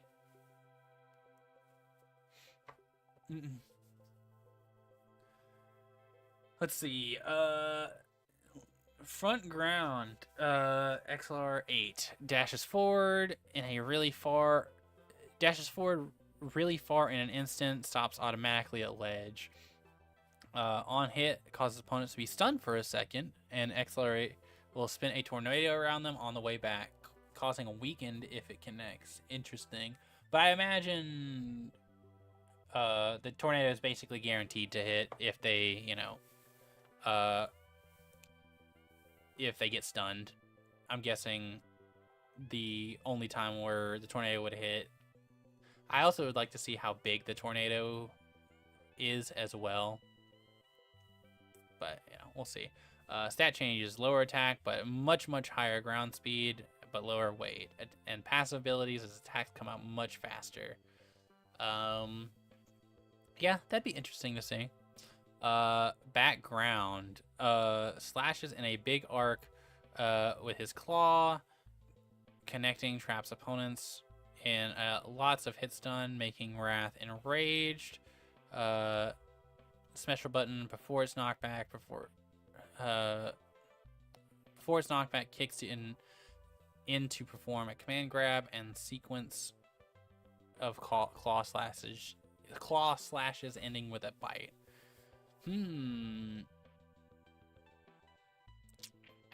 Interesting.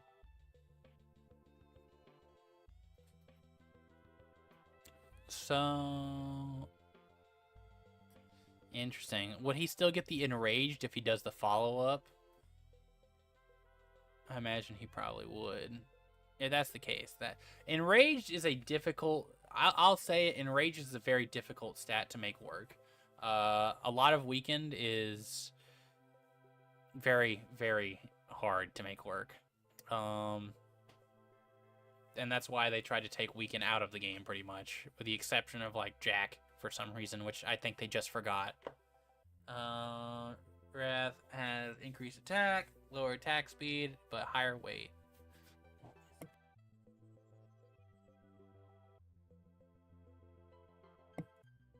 Oh, whoops. Hold on just a second, guys.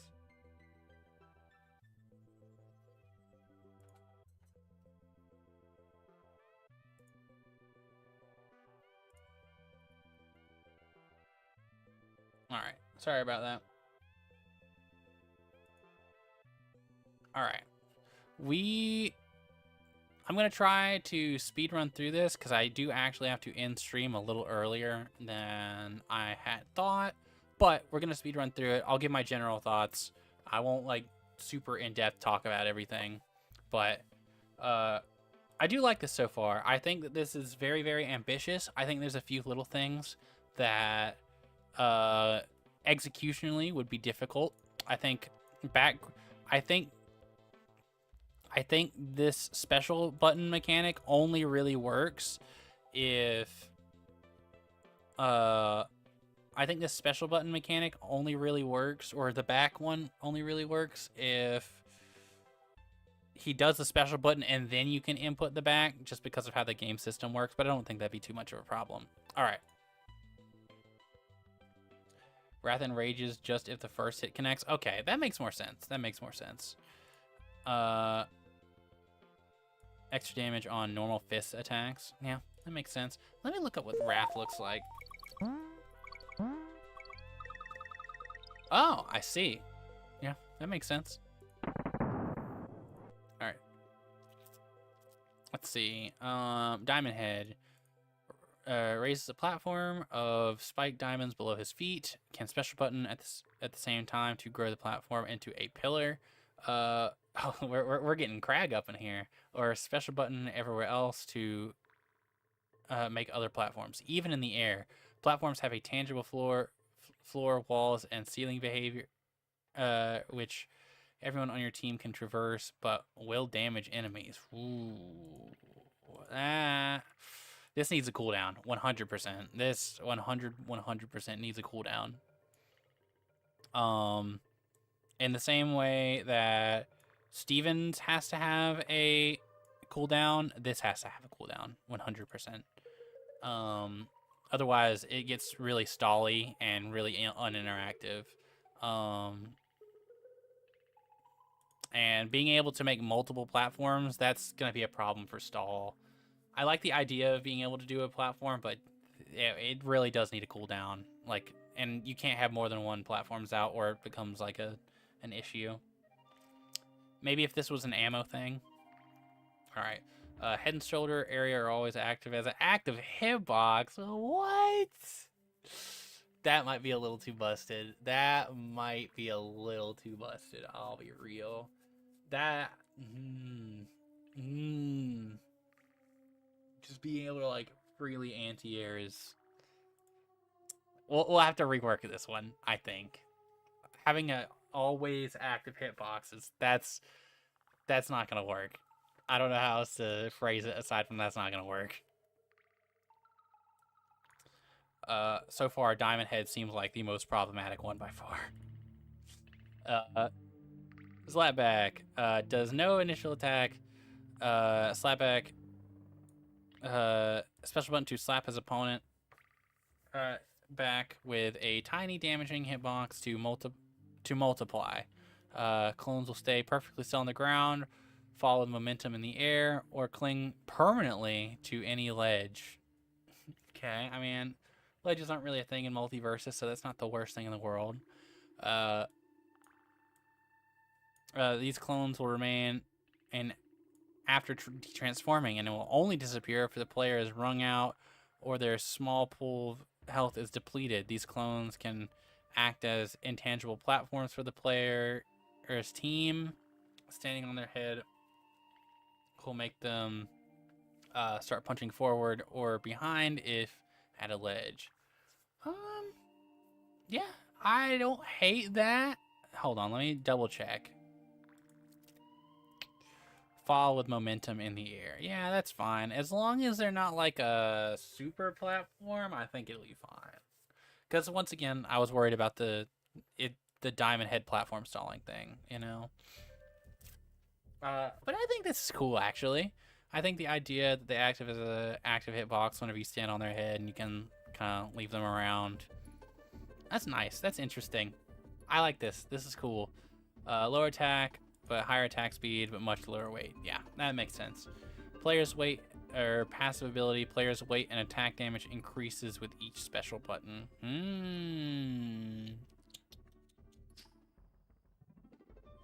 I would want to probably see a cooldown on the clone.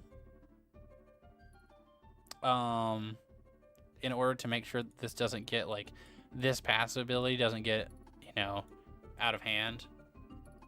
Honestly, I thought this was fine without the passive ability. But we'll see. Jet Ray flies directly upward very quickly. Or this is his neutral aerial special. Flies directly upward very quickly, then enters a controllable or cancelable glide and looks diagonally downward with his eyes, showing a visible line of sight. Okay. Any opponent or projectile that enters his line of sight will cause Jet Ray to fire a fast-moving laser beams from his eyes, which apply neuroshock on contact. Similar to Silence, this brand new status effect pauses all of the target's cooldown timers for a few seconds. If they have no abilities on cooldown, one is chosen at random and is disabled for 50% cooldown. This effect does not stack. Wow. That can ruin some characters, and I do think that's interesting, but I think that typically in fighting games, decreasing like player agency, even if it is for your opponent, is typically not received well. Taking away your opponent's options is frustrating to fight against. I don't. You'd probably also have to tune the glide as well to make sure that it's not overbearing. To make sure he doesn't have too much aerial control. You know what I mean? Because if he's able to just like basically run you down and make it unavoidable for this like line of sight thing, that would obviously be a problem. If he's able to just kind of get away with doing this for free. Superman was able to do something similar before his eye lasers had a cooldown where he would just jump up eye laser over and over again. And even if he didn't hit you with the explosion, the eye lasers themselves put on like put a burn effect on you. And him just doing that over and over and over and over again was still too much because it was legitimately just unavoidable. Even if you knew it was coming, you'd have to dodge, and that would drain your dodge meter, and that being a resource, it was a whole thing. It was a whole thing. So I would imagine this would probably have to have the same like cooldown as Superman eye lasers. Attack down, jump height significantly increased, weight down, attack speed up, can glide. Yep, makes sense. Front aerial special. Cannonbolt curls up and rolls forward. Hitbox breaks armor. Yeah, that makes sense. I personally hate the idea of armor breaking aerials, but I mean it's on a cooldown on a specific alien, so I think it'll be much more balanced than other armor breaking aerials. Cough cough Wonder Woman. Cough cough Finn. The special button when hitting the ground. Time special button when hitting the ground to maintain a bounce, which you can chain into walls or enemies to bounce in the other direction and continue the roll. Okay, that's cool. I like that. I'd have to the hitbox and speed would obviously have to be adjusted to make sure it was actually contestable. Because if it wasn't contestable, then obviously it'd be a problem, right? He would just be like a moving hitbox where he would just be a moving hitbox that you couldn't really do a whole lot about. Even attacks will only send Cannonbolt rolling the other way unless it's a grab with higher priority. Yeah, this might be a little too much. Like I said, it needs to be contestable. If it's not contestable, then he's just going to roll, and there's not really a whole lot that other people can do about it. It once again goes back to that uninteractive gameplay. I think even with the disclaimer of unless it's a grab with higher priority, I think even that is still not enough of a balancing factor just because not every character has a grab or a mechanic like a grab. Roll stops after a while but can be canceled. Okay, gotcha. Weight.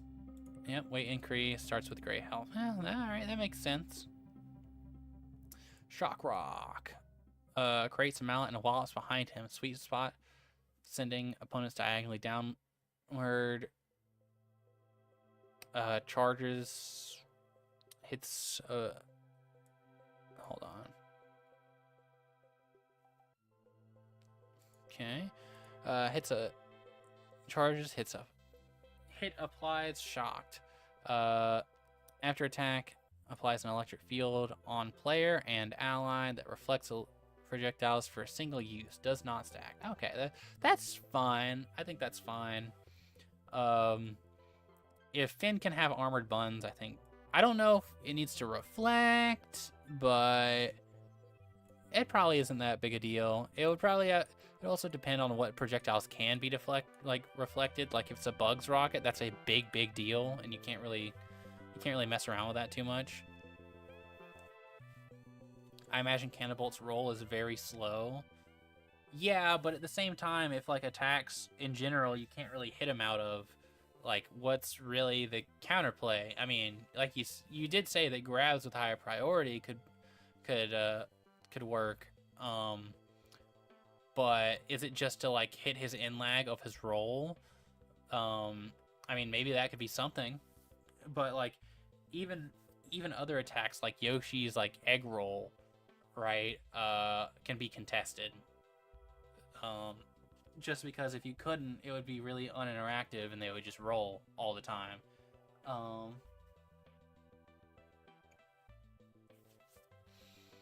But yeah, I mean, we'd have to see. After attack applies. Oh yeah, we already do that. Shock Rock has increased attack and lowered ground speed. I actually don't know what Shock Rock looks like. Well, that might not help. Okay, I mean, yeah. I think that's fitting.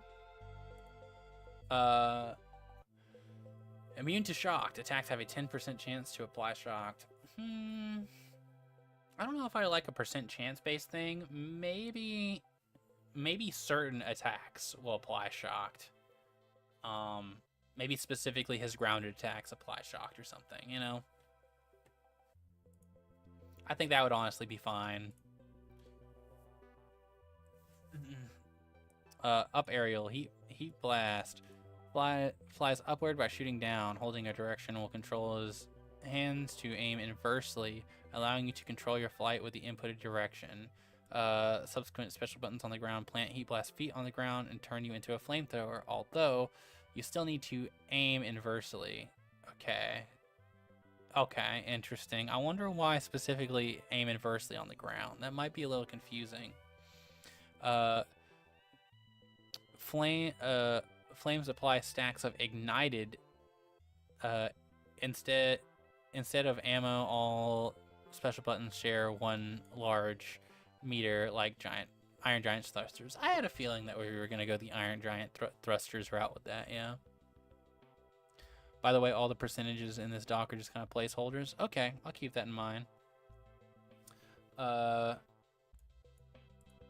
Attack up, jump up, attack speed up, ground speed down. Interesting. That might be aerial speed. I can't tell if it's attack speed or aerial speed. I think I've been calling attack speed this whole time, but it's probably just aerial speed. Immune to ice and frozen. Attacks have a 10% chance to apply ignited. Yeah, that's fair. Down aerial. Humongousaur smashes with his fist below, spiking the opponent's downward charges.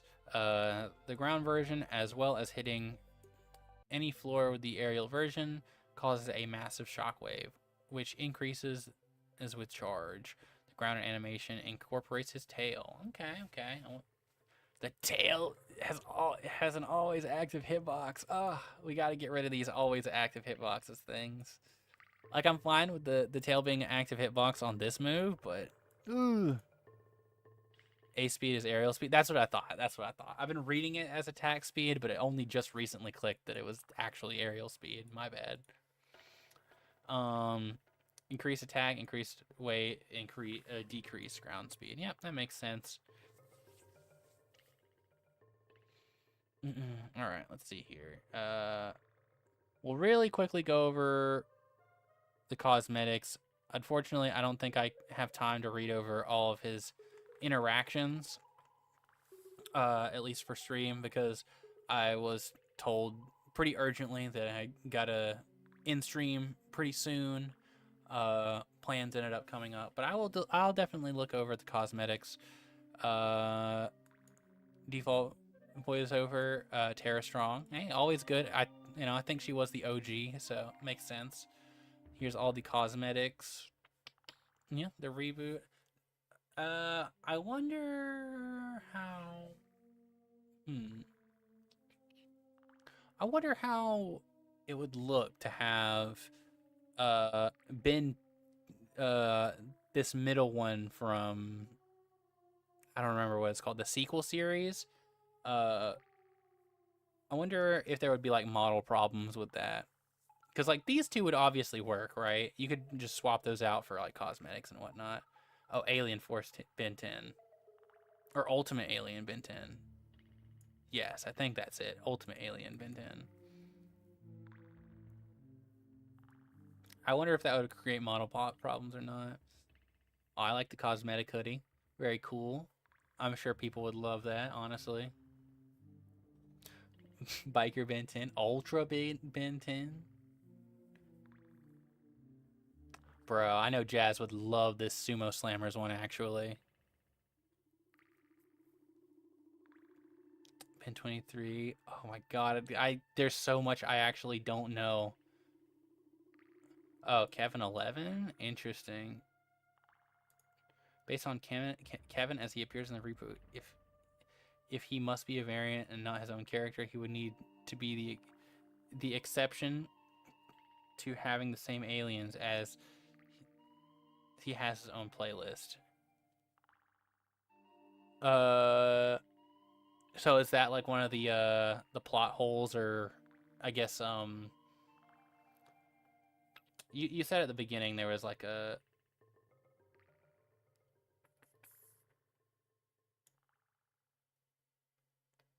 you said something about like acknowledging that there was some like complications with canon and whatnot. Yeah, I was not familiar with Benzaro, honestly. That one's new to me. I mean, honestly, a lot of these are new to me. I honestly thought Ben 23 was like a DeviantArt. Like, this is my Ben 10 or my OC Ben 10.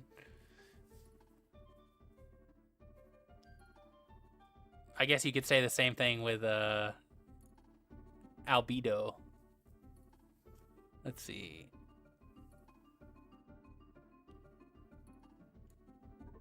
Ooh, Alien X would be a good taunt, actually. My Ben 10 knowledge comes from Death Battle. I know that one. Read the top note of the variances. It's referencing that. Variants do not change the appearance of the alien forms except for the third eye / omni, except for their eye / omnitrix color, indicated by a star on some of the listed variants. A indicates that the variant has some alternate voice lines. Oh, okay, that makes sense. Got it. All right. Unfortunately, I won't be able to read over these, but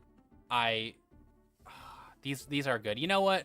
I will go ahead and put these in the content section of the server so that you guys can take a look over this if you guys are curious. Let's see here.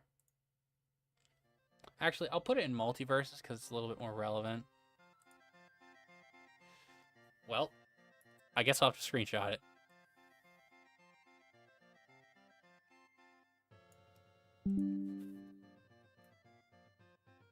Or would it be better for me to just like link the Google Doc?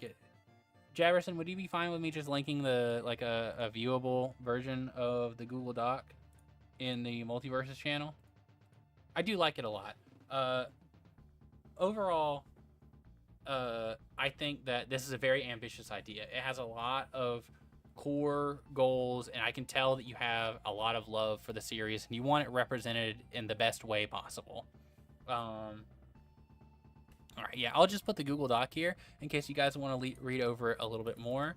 I think that it's very clear to me that there's a lot of passion behind this.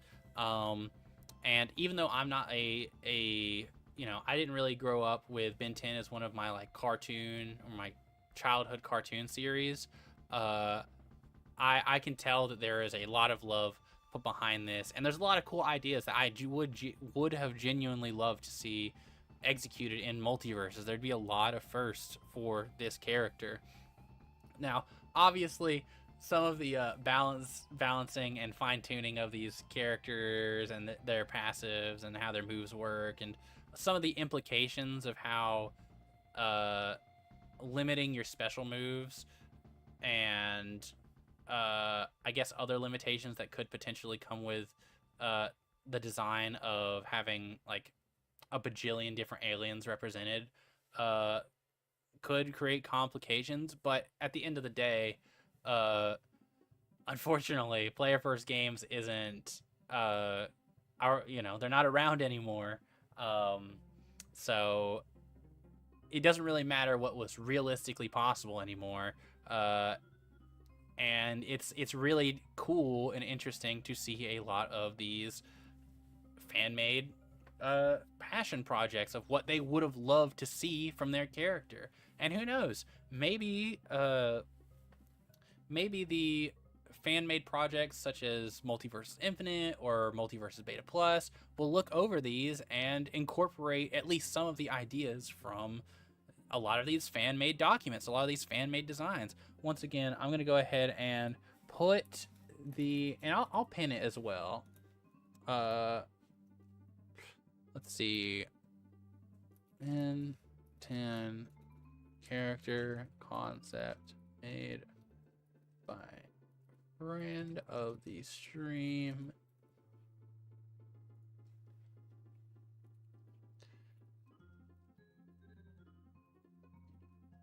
Chance. Lots of cool ideas for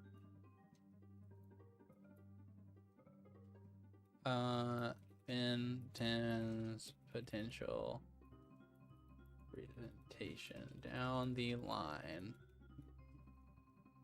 Yeah, and I'll even pin it because I think it was a fun read. There was a lot of cool stuff.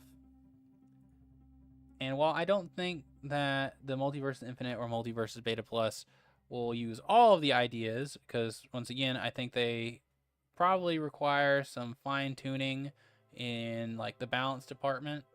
I think that there is a lot of interesting ideas here that you can work with to make sure that the character is accurately the character is as faithful as possible to the source material. But with that, I have to wrap up for now. Thank you everyone so much for joining in. I'm hoping to have the why some characters are supposed to be bad video releasing sometime on Friday. That's the goal. If it doesn't end up being then, I apologize, but that's at least what I'm going to try to do. So I'm going to try to have it released by Friday. It should just be as simple as me cutting it up and finding a few like gameplay examples of the characters I'm talking about. But things can come up, unfortunately. The next video I'm working on is the stages in fighting games video. I kind of put it on the back burner while I was working on the Should You Learn series.